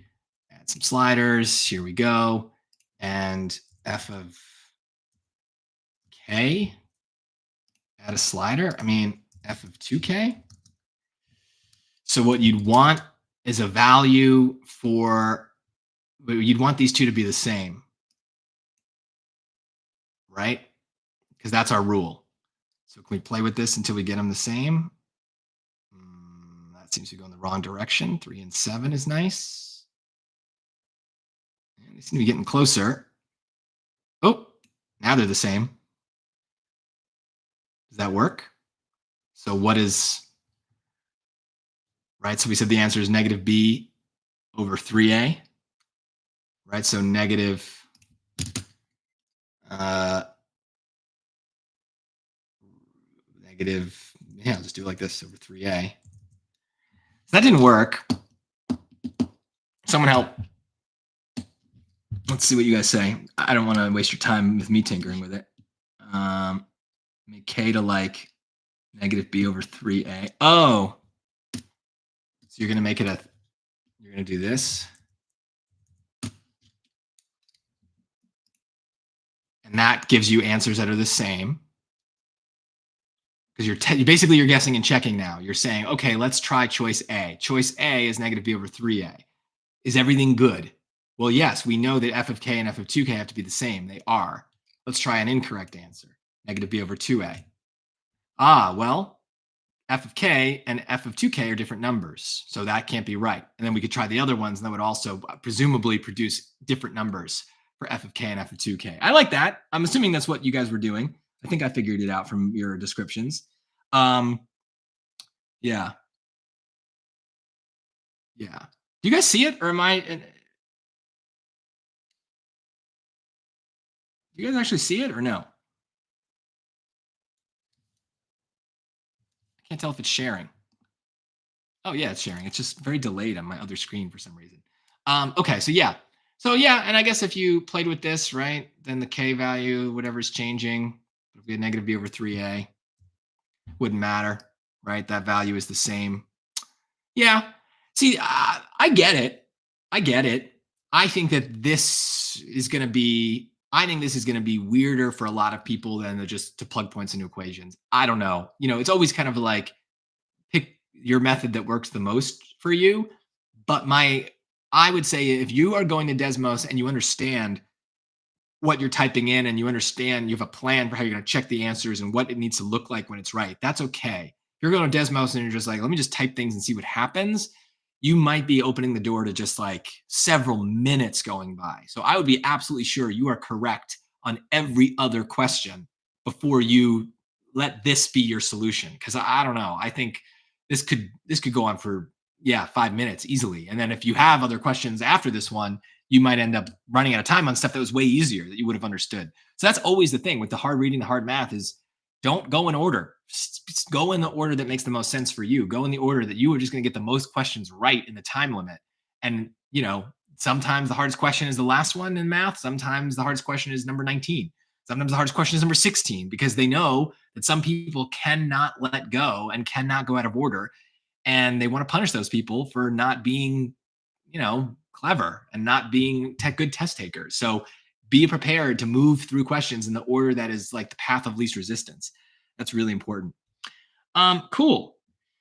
Yeah, and we do think, we do find, I think that, the SAT has gotten better and better at making Desmos less helpful. However, this is not a question where I would have gone to Desmos, but it does work. So it does work. That's the thing is I think Desmos still works really, really well if you are really, really good at knowing what Desmos is capable of doing. And so I don't know, at that point, if you're really good at this kind of Desmos, I think you're also really good at understanding math and algebra. And so, I don't know, it's going to work the same each way. Cool. Okay. Thank you for sharing this. I think we figured out a good method. Let me go through some questions here. If you guys have other general questions, now would be a good time to ask them. I think I've got everything about these. Oh, someone might have shared. Someone tried to put a link in. It might not have gone. Can I do is there like a moderation? Because I might have to approve it. I don't know where that is. Cool. Cool. To Sharanya, I don't know if I can say your name. Thank you for joining the membership. I think you're gonna get a lot out of it. Always, reach out if you've got questions. That's awesome. Cool. Let's see. All right. I'm going to catch up on some questions here. Let's see. I just want to make sure I didn't miss anything. We get it. We get it. We got the Desmos thing down. Cool. Yeah, I don't know how to I don't know how to share I don't know how you can share the link in here. I might have some sort of setting on that prevents it, but I don't see the way to approve it. So if you have the link for yours and it's different than mine, I would say just wait until the live stream is over and just put it in a regular comment. It'll get blocked, but then I can definitely approve it. So Desmos links will always do that. Cool. Yeah. So kind of getting to predictions again, let me go back to this other tab. Will you see this exact question on the test? No. If that was your hope for this live stream, is getting like, oh, this exact kind of question is going to appear in the test, like that's not how this works. It's not how the SAT works. But will you get a question that in some way requires you to plug points into equations? Absolutely. Absolutely. You will get multiple questions where it looks insane, but the solution is basically like take the point, plug it in, see what happens. That's literally like, I don't know, a quarter of the SAT math easily is just that. Some stuff that you would have done that automatically anyway, but definitely plenty of hard stuff where your first thought is going to be, oh no, I'm not going to be able to solve this. But my first thought on seeing this is I have an equation and in a weird way, I have points. So they're going in and I'm going to figure out what happens from there. So those kinds of moves, you guys talk about running out of time, those kinds of moves, that instantaneous, I'm going to do this is so important for the hard questions and for a lot of the easy and medium questions that you're already getting right. If you're taking 2 minutes to get a question right, where a strategy would have gotten you that question right in 30 seconds, it doesn't matter that you got it right. In 2 minutes, that's a long time. The goal would be to shorten that. And for most people who say, I need to get better at the hard questions because I keep running out of time, are you really going too slow on the hard ones, or is it more that you're going too slow on the easy and the medium ones? In my experience, it's usually the latter. It's those easy and medium ones where you don't even bother to go back and check. You don't watch my videos to review those practice test questions because you got them right. But I don't know. I think there's a lot of time to be made up. If someone asked this before, actually, I forget who it was, but someone asked about like timestamps. I would say that I'll just use the scratch paper. Basically, if you are, timing, if you're in the hard reading module, right, we're going to start with number 15, the grammar, and go to 27. You really want this to be like 10 minutes. That's tough. 12 questions, 10 minutes. It's tough, but it's doable. It's doable. And that would leave you with 22 minutes for the other 14 questions. That's still going to be tight. There's no doubt about it, but this is kind of necessary for that path to a 750. And remember, like, if it takes you 15 minutes, that's not bad. I'd rather you take 15 and get all these right. You can still get 700, 650 by doing that. But if you're wondering how do you get a 750, that's how it needs to be. These needs to be perfect, and it needs to be 10 minutes. Math, right? We're going to go in order. So 1 through 14 is kind of where I say you've got to be able to be moving fast and being very accurate. These are the easy and medium questions in the hard math module. How long should that take? Probably 14 minutes. That leaves you with 21 for 15, 16, 17, 18, 19, 20, 21, 22, 8 questions in 21 minutes. That's plenty of time. So why aren't you getting through these 14 in 14 minutes? They're generally easy, or at least very predictable. So that's what you need. Timing for 750. Now, again, if you're trying to just get to 700, if you're trying to get to 650, then don't worry about this. This is not important. I'd rather you take more time here and be accurate than worry about getting to everything. Then when you get to number 15 in math, pick and choose. Pick the ones that have points and equations, plug them in. Pick the ones that are topics that you feel like you know well. Do what you do best. And yeah, guess randomly on the rest, but so what? Same thing with the passages, right? Some passages you can just kind of look at it and know that you're going to understand it. Do those, pick them. That's the way it goes. Product of solutions is C over A. Yes, that's true. And some of the solutions is negative B over A. What are some tips on hard reading graph questions and charts? I wish I had some good ones for you, but basically do what we did in the poem. If a passage says any sort of like but or anything like that, any sort of contradiction, pay especially close attention to that. Some of those graph questions are going to be better done by looking at the graph first and looking at the answer choices and seeing if those choices are accurate with the graph. You might be able to eliminate 2 things just from that. But sometimes all 4 choices will be accurate. Sometimes the passage is telling you to look at a specific spot on the graph. And for those, you need a dumb summary. You need to really understand the passage. So unfortunately, this is what makes the graph question so hard for the reading, is there isn't one set way to do it. It depends. And so you're going to have to adjust depending on the situation. That's very hard. I find that very hard. And you don't really know until you're kind of in it which way is going to work. And sometimes you need both. You need to look at the graph and do the accuracy thing. Other times you need the dumb summary and you're trying to match the choice to the dumb summary. But the same things tend to work. Strong words, trap answers, they show up there as well.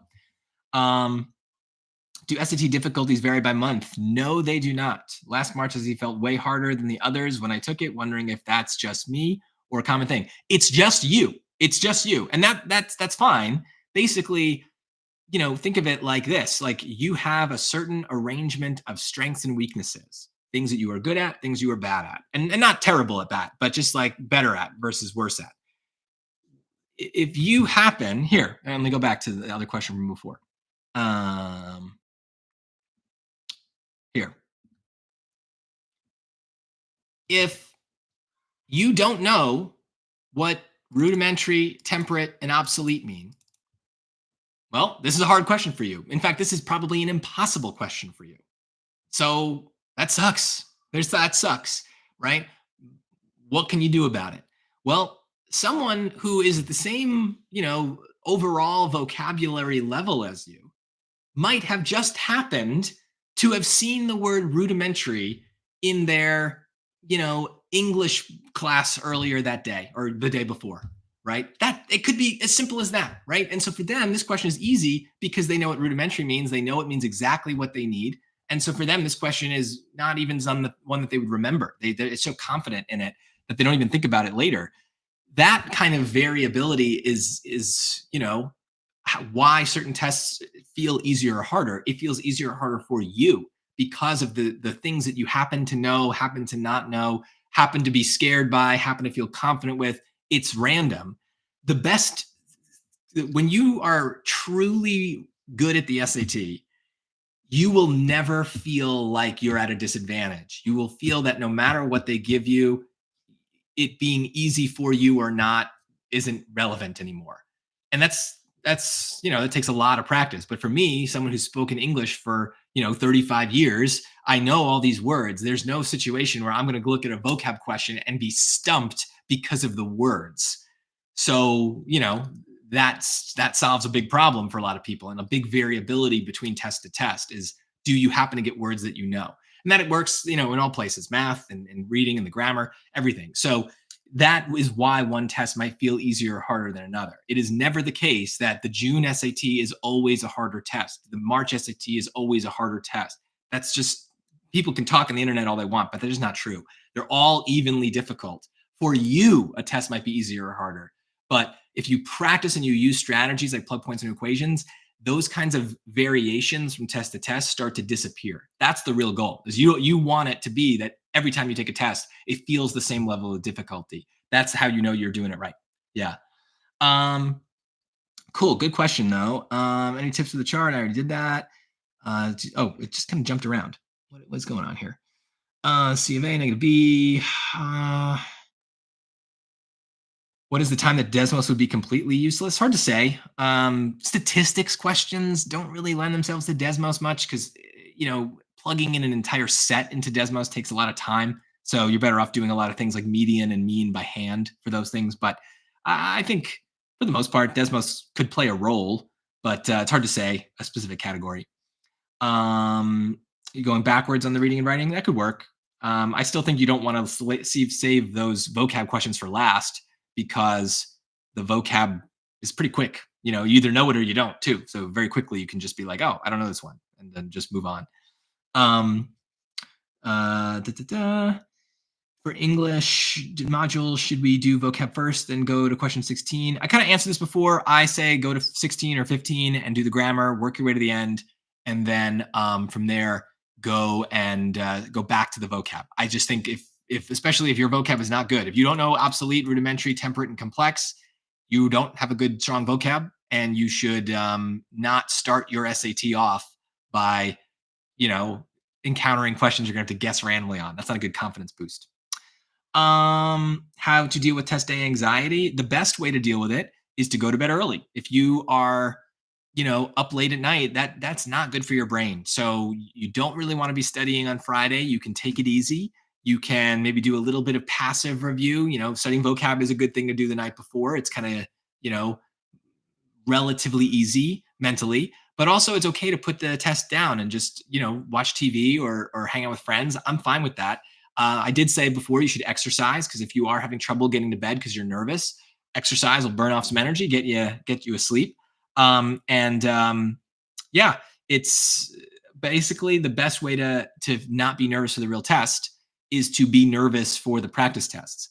If you're just taking a practice test whenever you feel like it and you're not sitting at a desk, sitting with your feet on the ground, trying to treat it like a real exam, then the real exam will feel different. And you want the real exam to feel like a practice test. You want them to be the same environment, the same mental place. And that way, when you take the real test, you're like, oh, I've done this. So I often recommend if you can, if you get nervous, take a practice test in a place where there's other people. Go to a coffee shop, go to a library, places where there are distractions and there's that kind of pressure. That way you get a sense of what it feels like when there's distractions in the room. But honestly, nervousness never really goes away. It's just about ignoring it and just kind of stick to the plan, stick to the strategies. Don't second guess. Stick to things that you've done in the practice tests, and they will work. Um, Someone asked about circles. I saw that. Circles, if two kinds of circles questions, Hamza, basically you have the circle questions with the circle equation, x minus h squared plus y minus k squared equals r squared. So those are just going to be a lot of plug points into equations questions because, well, it's an equation. And we probably have some combination of these things, the center, the radius, some points on the circle. So these are just plug points into equations. And then for geometry questions, I think I already put that video in the chat, the top 10 geometry moves thing. Love that. Circles are really great because they're just one of our basic shapes. We get a lot of formulas for circles. So draw radiuses, make triangles. Odds are good those things will help. Yeah. If an inference question has an answer choice is way longer than the passage itself, is it smarter to skip it? Honestly, yeah. I usually can judge the difficulty of a reading question by how long the answer choices are for the passages. The longer the choices, usually the harder it is. Not always, but that's a good way. If you're running out of time and you got to pick things, longer answer choices just means more stuff to sort through. Longer passages, not always going to be the hardest things, but longer choices, right? You got to pick those choices apart. And remember, all it takes is one word sometimes to make an answer choice wrong. So if the answer choice is 25 words and you have to find one that makes the difference in a choice, that's harder. If it's a 10-word answer choice and you got to find one word, well, that's easier to find. How to improve vocab and grammar? Well, Samar, I would start with grammar. Do my playlist on the grammar. Do as many grammar questions from the question bank as you can. The best thing about grammar on the SAT is it is repetitive. That's why I don't really do it in these prediction videos, because just do the practice and you will see basically all the rules very quickly. And that is a very predictable part of the test. If English isn't your first language, some of those things are going to be really hard. You might not hear whether or not something is a sentence very well. That's an important part of this, the grammar, but do the best you can. As far as improving vocab, just got to buckle down and learn as many words as you can. Yeah, I've got my my word list on my website, so do that. In fact, let me share a couple links here. Let's do this one first. So link to the grammar or the vocab. These little word lists can be helpful, so put those in there. I'm also going to link to my grammar playlist if I can find it fast. Writing topics.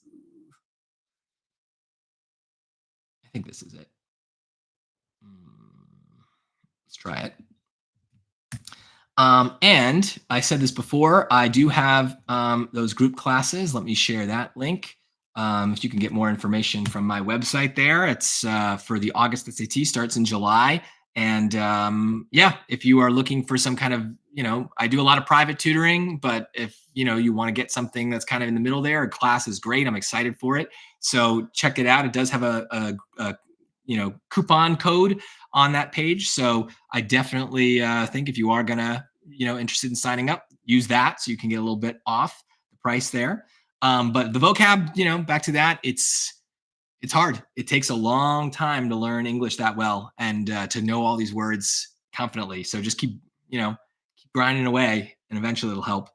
I heard from other SAT tutors. Oh, that always usually doesn't mean anything good. So Das, I'm looking at your comment here. Heard from other SAT tutors that the scoring fairness can vary. Even when taking tests in Blue Book, I've seen myself get an 800s on math, even though I gotten 2 questions wrong multiple twice. Okay, so remember, first of all, each module on the SAT has 2 questions that are called pre-test questions. Pre-test, meaning they come before the test. So they are not part of the test in the scoring sense, right? They are there to be pre-tested to see if they should be good enough to go on real tests in the future. You do not know which questions are your pre-test questions. You will never know. Don't bother guessing. Don't worry about it. This is why we want to keep moving and do as many questions as we can and just get as many right as possible. Is we don't want to spend 5 minutes on a question that doesn't even count. So that can happen. So you got to just do the things that are your best bet. And, hopefully if you do run out of time or get things wrong, they just maybe would be the pretest questions. You don't know. But that's why on the practice test, if you get something wrong, you might end up still with a perfect score because maybe the thing you got wrong is one of those. It'll show up as wrong, but it's not part of the scoring. So that can happen. It can also happen, though, that you get a real question wrong and you still get an 800. The scale is built now that way. That's why the adaptive testing is so good, is that sometimes you can get a real scored question wrong and still get a perfect score. And sometimes you can get one wrong and lose 20 points. So it's hard to say. It's not because the tests are different difficulties or different fairnesses. It's all leveled out. So don't worry about it is the short answer. You can't really do anything about it. It's just always try to get as many questions right as possible. That's the goal. And this maybe Vishnu is the similar question. If I score 21 correct in module 1, could you please tell me how many questions I need to get right in module 2 to achieve a score between 600 and 630? If you're getting 21 right, probably I'd say half of module 2. Hard to say, but that'd be my guess. Yeah, I don't know. You'd have to do an experiment, just run the Blue Book app. It probably also depends which questions you get right and wrong. Generally, you don't want to get easy ones wrong because then it kind of hurts your score a little bit more. Vocab lists, I did put one in the chat. I'm also going to put in this video that I made recently. It is very good for the vocab that matters most for arguments, which are basically a lot of the passages. God, it just jumped. What'd you get on my SAT? My SAT, I got a 2310. That's when the test was out of 2400. 2310 out of 2400. And basically, that's like a 1550, 60, something like that on the main, on the scale you have now. So I'm going to give it a 1560 because why not take an extra 10 points? And has the SAT gotten more difficult or easier? I think it is easier now because my SAT was 3.5 hours and you had to write an essay. Now it's 2 hours and a little bit of change and no essay. Everything's on the computer. You can practice on the computer. There's way more resources, way more free resources. The College Board has released more. You got people like me and other tutors and other channels that are just pumping out free stuff for you guys. It's a very different environment. But also the stakes are higher. People are much more into it than they were back in the day.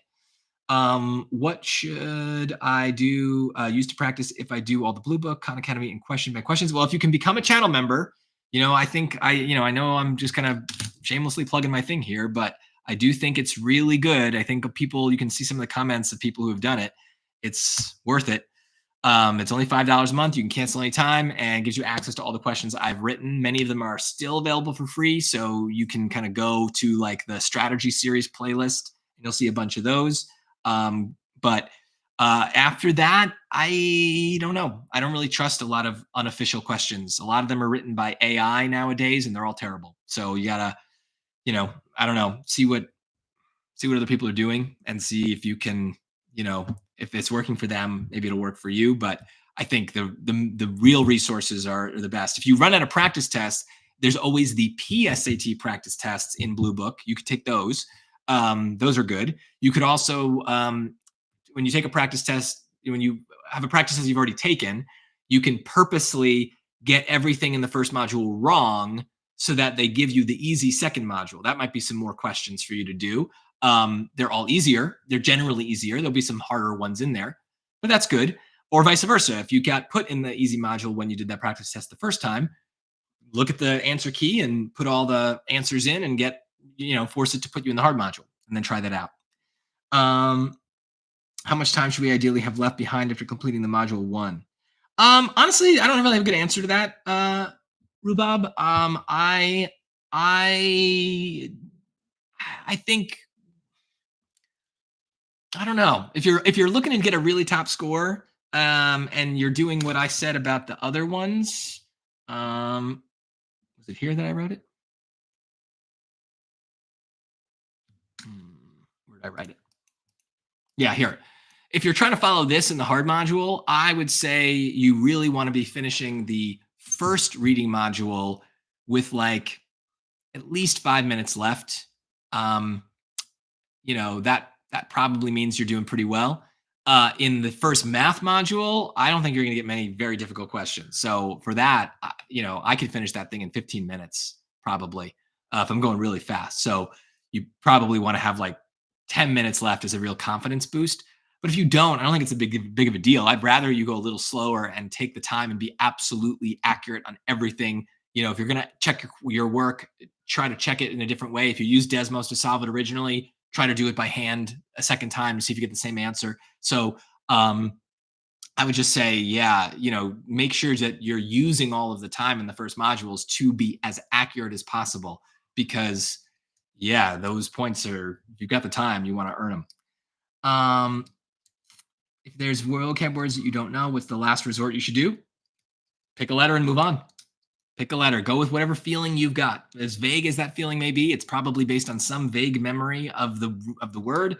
Pick it and move on. But do not keep trying to reread a million times if you don't know the word. It's not going to come to you in the moment. So you got to know when to quit too. That's the hardest thing. Does reading more books help with reading? Yes. I recommend that no matter what you're reading, get in the habit of looking up words that you don't know. So many people are just like, well, I don't know what this word means, but I get it from context, so I don't need to look it up. I get what they're saying. Okay, but why not take an opportunity to learn a new word? And plus, in my experience, most people say they get it from context. They don't get it as well as they should. So learn more words. But you don't need to read books to do that. Read a newspaper, read a magazine, read just whatever fun things on the internet you want. If they're in English, you're going to encounter more words and just get more familiar with the way that sentences are built. So I think it doesn't need to be that you're reading The Great Gatsby or, Tale of Two Cities. You don't have to read the boring stuff. You can read whatever. What is the difference between will and would? Oof, I do not know. Will means, it depends. Those are words that I cannot answer that question. Those are words that have very many definitions. I think you're gonna have to Google that one. Sorry.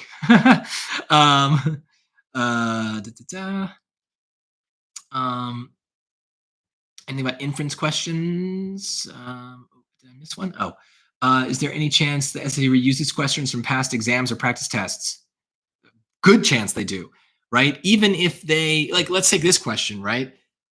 I wrote this, but if the SAT had written this, there is no reason why they couldn't just swap this 2 for a 3 and completely have a new question.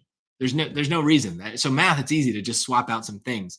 I think for reading, they're doing the same. They might swap out the story, but the overall structure of a sentence is the same and the grammar rule is the same. So that's why, yes, if you practice more, you will start to recognize similar things.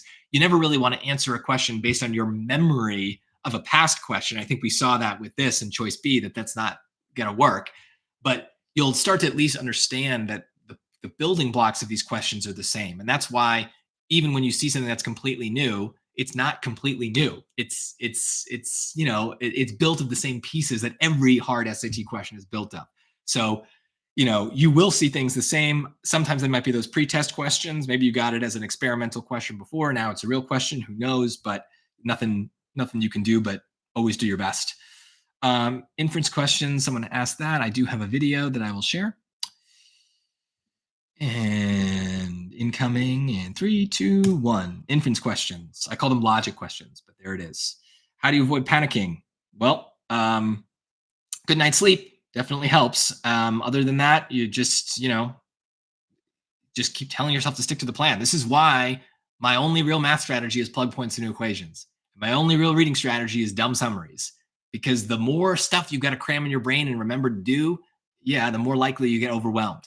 But if you kind of boil all of math down to plug points into equations, it's not going to work on everything.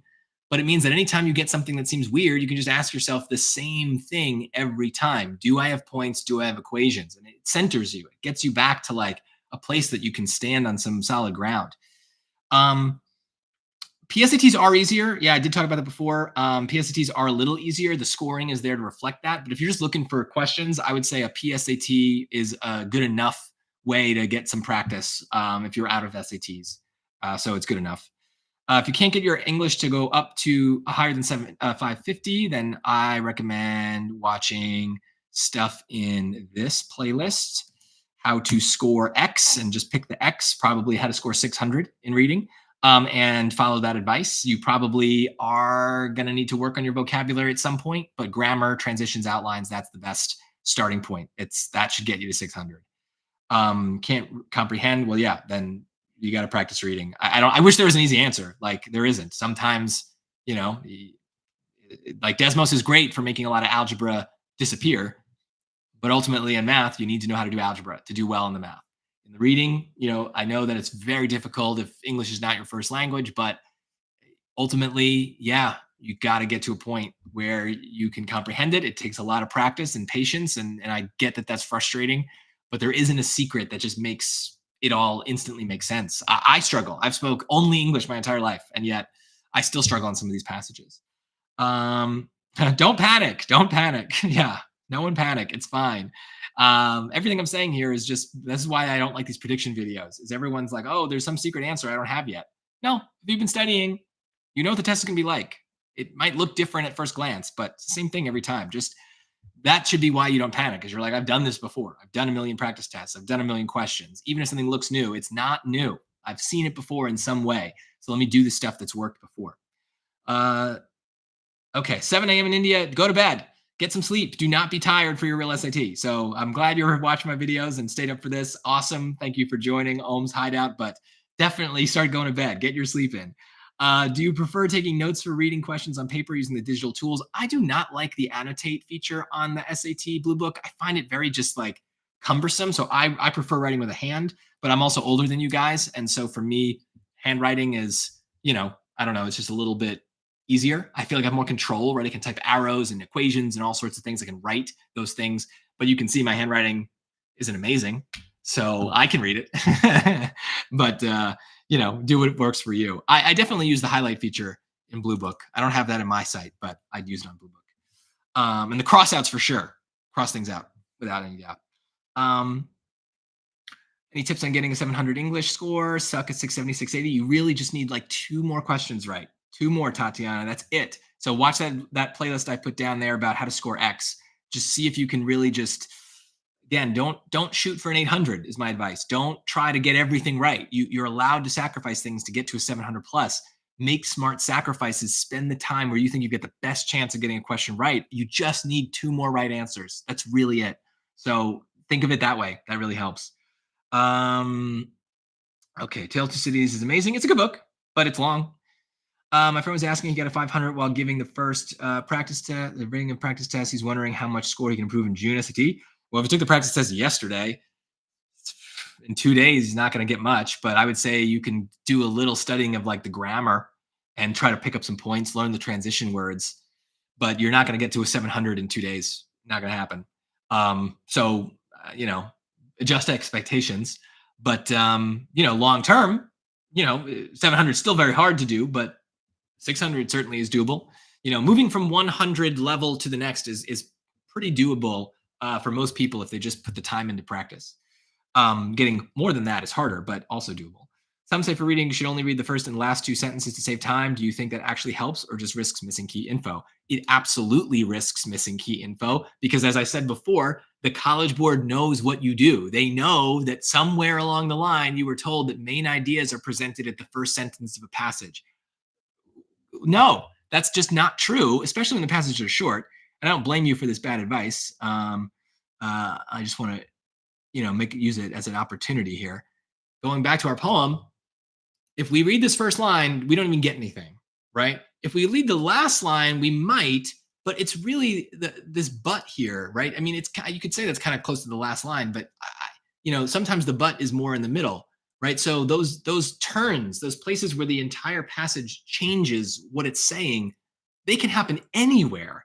And it's much more important to look for that. I do not think you are saving any time by skipping the middle of whether it's a poem or any passage, right? I think you are wasting time because you're going to be so confused by what you're reading that you're going to need to reread it anyway. So I read everything the first time through. There's certain words that pop out to me, and those words I might write them on my scratch paper. Maybe it's just a connotation, positive, negative. But generally speaking, I'm reading everything. I'm not planning to understand or memorize everything. And then when I get to the choices, that's where the work gets done. And that allows me to have something to go back to the passage and look for, right? Are they talking about preservation? I can go back and see. So it's much more about having almost like a scavenger hunt than anything else. But I do not think if you read the first and the last line, you're going to understand what you're doing. And I think the SAT is definitely going to put the important information in all sorts of places in the passage, knowing that some people are not going to read everything. So it's another one of those things that's like out there in YouTube tutoring world and just doesn't, make sense. How to not get stuck at 1510. Can't get anything wrong that's predictable. 1550, you have to get everything right that has any measure of predictability, and you cannot make any careless mistakes, fall for any traps. Other than that, you get 1550 to 1800. Good luck. It's hard to do. But to get to 1510 to 1550, everything needs to be confidently memorized. You really don't want to lose anything because you have to guess on a vocab question. So that's hard to do. But that's a goal. And literally anytime you get something wrong or take a little too long on it, you got to ask yourself why and see if there's something you can learn from that. So it's very difficult to keep moving up from the 1510, but it's basically like you cannot get anything wrong that is a predictable question in any way, right? So, words like meaningless and inevitably, if those words are not popping out to you as soon as you see them in a choice, you're missing things that are predictable. Those are predictable problems in a question. So that's really hard. I don't mean to say oh, you're screwed, but there's no magic sauce to get to the 1550. You gotta be perfect. Very, very hard. Yeah, I think yeah. Saj, Preet, you're kind of asking the same thing. I feel like I just answered it. What's the playlist or video for verb subject agreement? It should be in that grammar one I shared. I can just do the verb. I have the grammar thing here. Verb tense, copy. Wow, we got for almost 2 hours, guys. I can't believe some of you are still with me. Let's see. I'm going to start to wrap this up, though. Let's see. Verb thing is in there. Score 500 while giving the practice test. Oh, I thought I answered that. Okay. Target score is 14 and above. My last scores were 1300, 1270, 1340. I studied hard for a month and now I get fit. Yeah, great. Awesome. Yeah. And 1410 for PSAT test.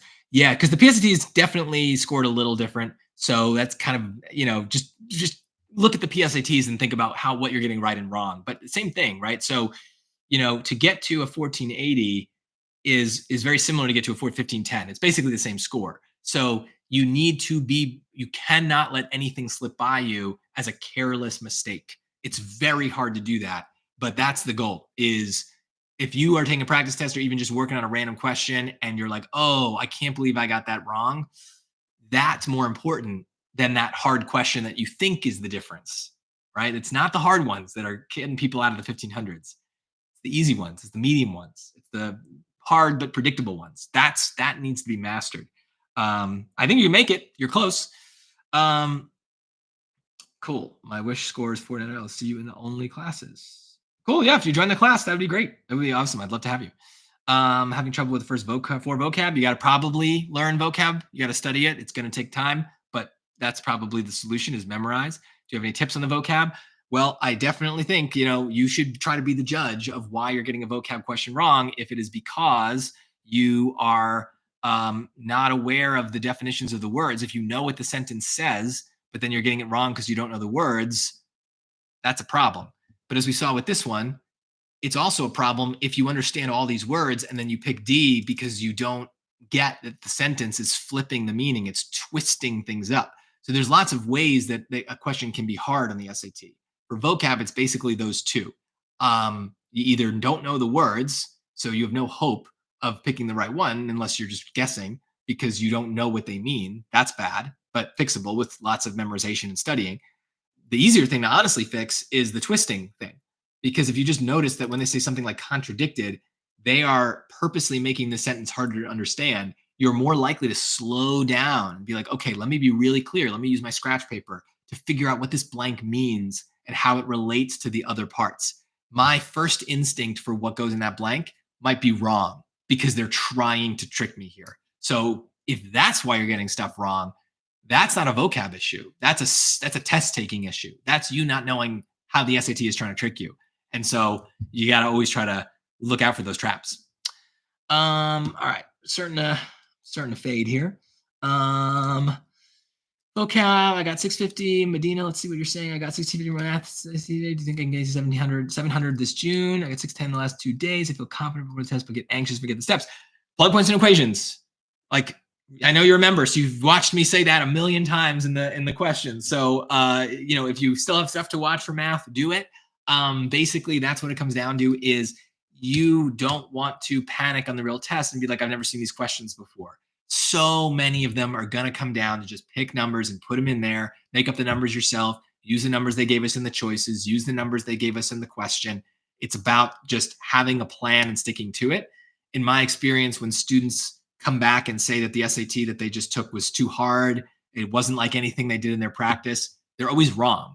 They just, for whatever reason, started doubting the strategies that they were using in their practice. Trust it. It works. It's how I take the test as well. I'm not just telling you these strategies for the sake of views. This is what I do. It works. So stick to the plan. That's the best way to stay focused, not panic, and to not let any of those predictable mistakes or predictable traps get past you. Any tips for the constants questions? We kind of did one. Probably Arithmetize is going to help you. It depends. The constants questions, that's such a broad category that it's hard to say, but I would say the one we did earlier kind of fits in that that kind of grouping. I would say that this is a constant question and the solution was plug points and equations. So stick to that. See what you can do. If you want to pick numbers for the constants, do it. But yeah. If you organize a rough outline of a schedule from now until Saturday, how would you strategically maximize your time? Well, I would certainly make sure you're scheduling breaks. You're not going to be studying for SAT like a ton. 1450, 1530. Honestly, that's great. That's awesome. Revolution 2.0. I would say you're better off. Definitely don't take another practice test. And on a high note, you're good. So no more practice test. I suggest that you probably want to go back. Maybe go back to that 1450 if that was a practice test, or if there was one that you took around that April time, and just look at the ones you got wrong. Look at some of the ones that are considered hard. And just be like, do I still think this is hard? Do I still have trouble with this? Watch my video for it. You're better off polishing at this point. There's probably not much new to learn. So you're better off going back and making sure there's nothing that you forgot that's obscure but important, a grammar rule, things like that.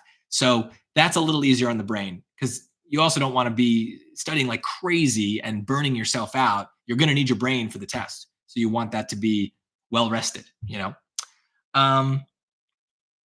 1510s Christian to the 1530s, but the only thing I got wrong are grammar. Ooh, you can fix that. 1 or 2 reading questions and easy math problems I overlook. Well, you're kind of answering your own question. The rush of time is, if you have 2 minutes to play with, let's say, is it better to spend those 2 minutes on a really hard question that you might get wrong anyway? Or to have used those 2 minutes earlier to be absolutely sure on some of the easier stuff? I would say you're better off getting the easier stuff right. It's easier, right? So, careless mistakes are the worst. You really don't want to be making those because the hard questions will always be hard, but the easy ones, they're always easy. They're so easy. So you really, try to use the strategies more. Try not to rush to get to the end. I think the best way to get an 800 in any subject is to not try to get an 800. If you are determined to try every single question and get it right, you are going to be rushing through some of the stuff that you might be getting wrong. and you're going to lose more points on the easier stuff than you save on the hard. You're better off going into those last 5 questions knowing you're only going to answer 4 of them, only going to answer 3 of them. And then maybe by luck, you'll have the time to answer all 5. But if that's not your goal, guessing randomly on 2 questions still gets you a 780, a 770. That's awesome. Maybe one of the questions is the pretest question. Maybe it gets you 790. So that's a win. Take that. And then, be sure about everything else. That's how I think of it. I am absolutely going into the SAT with that mindset that I am not, if I don't finish everything, it's not the end of the world. Can you get a 1550 in 24 hours? Well, do you have a 1540 now? Sure. One way. I think you're probably just joking. So I'll move on. Do you think it's possible to learn the grammar rules in 2 days? I do think that. I think that that's absolutely possible. I think you might not be amazing at them, but if you just know which grammar rules are out there and exist on the list, that's going to work. I keep forgetting what I read, even though I've gotten the score I want. Any tips to stop this? If I try to do more books, but nothing is actually helping. Well, what do you mean you forget what you read? You forget what you read when you're reading one of those passages? I mean, they're short. So you don't need to remember what you read. You need to, certain words should pop out and those things should be memorable. But I don't remember most of what I read in either. I let the choices tell me what to go care about, and then I go back and look. So don't try to force everything in your brain. If it's a math question where you get it wrong because they asked you for the value of 2x and you provided the value of x, or they asked for the radius and you gave them the diameter, that's a problem that's easily fixable by just, before you pick your answer, before you move on to the next question, just go back to the end of the question. So those are unforgivable mistakes. Can't do that. But I don't necessarily remember that either. I just make it a habit to always go back and just be like, did I give them what they wanted? So that way I don't have to worry about whether I remember it. Yeah. Any tips for the harder reading? I always manage to miss some questions on the longer passages or the poems. Well, it depends on your timing. It might be okay. If you're rushing through those last 5 hard passages, Arjun, it might be that you're better off giving up on 2 of them and spending all the time on the 3 and making sure you get the 3 right. Right. So it's all just about playing the percentages. I forget where this quote is from, but it's don't like half-ass 2 things, whole-ass 1 thing. Right? Don't do a bad job on 2 questions. Do a great job on 1 question and guarantee you got that one right. That's so hard for some of you guys to like accept. You're not used to taking tests in school where you have to give up on a question, but like it's a different test. You got to be okay with that. Any strategies for choosing certain questions to do over others? So a lot of it is instinct. You don't want to spend 30 seconds deciding whether you're going to do a question. You want to, in like 2 or 3 seconds, kind of have a sense of it. So if you've been practicing, you probably already know which questions are good and bad. For math, if I see points and equations, I'm doing it. I know I'm doing it because it's going to be simple. If it's geometry, I know that might be a little bit more time consuming, so I tend to skip it. For reading passages, a lot of it is just your first instinct. If it looks crazy, you got a bad feeling, skip it for now. If it looks doable and it's a type of question you usually are good at, like the logic ones, the inference ones, do them. But that's honestly, it's if you've practiced, you're going to have a feeling about what you should spend your time on. In reading too, longer answer choices, I think I said this before, kind of risky, a little harder. 1450, 1530, study the night before, or go to SAT studying free on Friday. I think it's up to you. If you're going to do some studying revolution, just do a little bit of very, mindless kind of stuff, the stuff that's more absorbing information rather than working through questions where you're using your brain. But I honestly don't have a problem with you taking it easy. I really don't have, I think it's fine. If you've been studying all along and you've improved that much, to say I'm going to take the night off and rest my brain is totally fine. And if your parents give you trouble on that, this is going to be on my channel. So find this part of the thing and, there you go. They've got my blessing. I don't know my max bench because I work out at home and I don't have a bench. I have free weights, I have dumbbells, and I do bench I have a pair of 70s. So that's what I do. So I don't know beyond that. It's not about the number. It's about the consistency for working out. But I think I'll take it. Smartest gym bro alive. I like to think so. Our Blue Book practice test 789 easier than the real SAT? No, they are not. They're all the same difficulty. If it feels easier, that is your just personal strengths and weaknesses showing through. But no reason to doubt a good practice test score, unless, of course, you had those questions spoiled by an unscrupulous YouTuber and you knew the answers ahead of time. Scores keep on being variable. Sometimes 1500s. And okay. So 1500, this is Sean. Yeah. 1500 to 1340 is a big swing. That's something's going on there. I would try to get to the bottom of that. You know, eh, again, it could be that the 1500 was maybe spoiled. Maybe you knew some of those questions ahead of time. But I would say the thing to focus on there is you're letting the specifics of the questions um, influence your process in some way, right? And I know I'm saying the same thing every time for this whole 2 hours, but plug points into equations, right? Like that's what I love about that strategy is it does not matter in what form the points or equations are given. If I see them, that's on my mind, that's on my brain. So the variability of the question doesn't matter as much. For the reading passages, for the vocab, I don't let the topic of the passage influence me. I know it's not about the topic. If I see a word like but, it doesn't matter what the topic of the passage was. I know that word's important and certain things like that.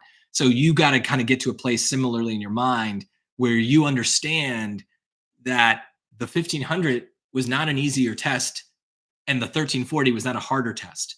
Something else is happening that's making you perceive that difference, but that's not how the SAT works. So if you can get to a place where the scores aren't varying, that's a really good sign that you're thinking about the SAT the right way. What probably happened is the 1500, you got a lot of questions where you knew exactly how to solve. And the 1340, you didn't have an instant reaction, but you weren't able to use the strategies to kind of compensate for that. So I use the strategies all the time. So that's, for me, it doesn't, again, that variability doesn't happen. A practice test to take Thursday morning, just whatever you got, whatever's next, doesn't matter. Yeah, depends. If you've taken 1, 2, and 3 at any point in the past year, the ones that they retired, then I would stay away from 8, 9, and 10 because you're going to probably see some questions you've seen before. But other than that, they're all good. Can't get more than 550. Twizzy, my suggestion there is get good at Desmos. You can do that in 2 days. Because if you're getting 550, no offense, but your algebra skills might not be the best. So you're probably going to want to use the calculator to kind of compensate for that. Long term, you want to kind of get better at algebra. But short term, for 2 days, I learned Desmos, learned plug points into equations. So my strategy series is going to be really helpful for that. Just try to incorporate those strategies. They're all about avoiding algebra. That'll save you. At least 50 points it'll save you. Can you do some CTC questions for reading and writing? I cannot. I want to go because it's getting late by me too, and I'm ready for dinner. But I do have CTC questions, cross-text connections questions that are going to be releasing over the next couple days. So there'll be one tonight or midnight or whatever, one tomorrow, I guess. So those will be coming out, and there's a bunch I've already released in the past couple days. There's a lot of those in my channel. I've done a lot. So just search for cross-text connections in my channel, and those should pop up. And I do have a lesson on those too. That's really good. Getting to the end here. Thank goodness. No offense, but I'm ready to be done. You're not cooked. Exo Twad. I don't know how to say these names, but you're not cooked. You're here. You're doing the right thing. 7879 is in the math. Keep getting 720 on the much. Only getting grammar wrong. Oh, the grammar. Fix the grammar. I think I need to touch up on all your grammar videos again. Yeah, you can easily do that, Christian, in the 2 days that are left. Grammar is not only do you not want to be ever getting a grammar question wrong, you don't even want to be unsure of a grammar question. If you know those rules, and especially if English is your first language and you speak English, you have a huge advantage. The grammar is so freaking predictable. You want to get to a point, everyone wants to get to this point, but especially if English is your first language, you want to get to a point where not only is every grammar question right, but you don't even hesitate. You know exactly which rule it's asking about as soon as you see the choices. That's the strategy, right? Is to look at those choices first and know what rule they're asking about, especially with the verbs, because that's where we, kind of get tricked a lot. But if you know that, you know the traps, you know the tricks, it's going to be, you can definitely get perfect on grammar. So if that's the thing you're weakest on, that's fixable. So is it better to practice? Only if you're practicing the grammar. Optimizing my Desmos usage as I could have. Is there time for me to learn a lot of the methods? Yeah, I think Desmos, just do my Desmos lesson. So I think it's in the description for this video already, but I'll post it. But my strategy playlist, I mean, if you're looking for something to do, even if you've already watched all these videos, these are great Friday night viewing. The strategy playlist is just a reminder of dumb summaries, a reminder of the basics of Desmos. The only thing that's not there for the Desmos that you might want to learn is the regressions. Let me see if I've got that handy. I do not, but I can get it. But that would be an easy win as well. My regression thing is a little out of date, but it's good enough. Cool. So yeah, Desmos easily you can do it. I mean, the tip for it is use it. Use Desmos. Watch those videos. Hast. It's the tips are there. Yeah. Is 620 to 710 English section possible in 2 months? Yes. Yeah. 100 points in 2 months, definitely doable. But it's not about just repetition, right? Try to think about what you're doing wrong between the 620 and the 720, right? Or, where are the points getting lost? Look for patterns in what you're getting wrong. It's not just about doing a bunch of questions. You've got to be able to fix process steps, right? Things that you're thinking about incorrectly or not noticing. So my videos will definitely help with that, because I always talk about like, oh, this word's important. You got to learn how to spot this word. But yeah, for sure. 600 points in 2 months I'd say it's maybe on the upper end of like what's normal, but I would say that's doable. Yeah, certainly. Thanks for all the help. Yes, you're very welcome. I don't know that. I know it's an Arabic symbol. I don't know your actual name, but yes, I recognize you. I'm glad you're back. Or I guess I'm not necessarily glad you're back, because I know you want to be done with your SAT. So I'm sorry you're back, but we'll get there. We'll get to that 1400. So 1300, great score though. Congratulations on that. That's awesome. Will I be doing another session tomorrow? I don't think so. I think I would rather post some other videos. So I'm doing that. And I do have some other things to do tomorrow, some events to go to. When should you wake up for your testing center if it's 35 miles away? Ugh. Yeah. You got to look at Google Maps and make sure you get there a little early. So whatever it says in Google or whatever app you use, just give even more time. The worst thing, right? Especially if you're someone who gets nervous during the test, the worst thing that can happen is that you're nervous before the test because you're running around. Oh my God, my computer isn't charged. Where's my calculator? Oh, I don't have my admission ticket. I don't have my phone. All that stuff. You need to get that settled Friday night. So that way, Saturday morning, you're just eating breakfast, getting in the car, wherever you got to go. It's all done, right? You don't want to be the person who forgets their ID, right? So put your ID, make sure you have your wallet or whatever you keep your ID in. But yeah, a couple of people asked about nervousness and panicking. Don't start the day panicked because you're, going to be late. That's the worst. Plan for plenty of time. I won't Settele for 1300 this time. We're going to get a 16. I don't know about 16, but yeah, I think 1300, you can beat that. Yeah, 35 miles. That stinks. Okay. All right. I've reached the end of the comments. Thank you guys for staying with me as long as you did. I hope this was helpful. I know we covered a lot between these 4 questions and all the questions you guys asked. They were very good. But at 7:06 my time, am going to call it a night. Thank you. If you have not subscribed, please hit that subscribe button for me. I bet all 33 or whatever, how many of you there are right now are subscribers. But please, if you are not one, it takes no time. It costs nothing. Just subscribe. That way I can get there. Let's end by seeing what we're at. 49,725. So we've got a little under 300 left to go. Can we get there by Saturday? Let's see. Hopefully. So if you do show your friends my channel, please encourage them to subscribe. Ooh, 727. See, I'm already increasing because some of you are listening. So do that. Go to my website. Check out, if you are taking the August SAT, the course that I'm going to be teaching over the summer. That link is in there. I'll put that in the description as well. And we'll talk more about it. I might even have an ability for some of you to use a platform kind of similar to the one that I'm using in this video. So that might be another way to get some extra practice if you're taking the August SAT. But if you subscribe to my channel, when all those things are ready to go, you will know about it. But good luck on the June SAT. Thank you for being here and subscribing and watching and all that great stuff. And I love your comments on this. I love your comments on the videos themselves. I always try to get back to them as we get closer to Saturday. By Friday night, I'm probably going to stop responding to comments because I want you to be in bed. So just keep that in mind. But hopefully, if you do some practice tomorrow, I can give you some more last minute feedback. But yeah, good luck, and let me know how you do when the scores come back in 2 weeks. Put your comments on there as well. But otherwise, let's end the stream. Thanks, guys.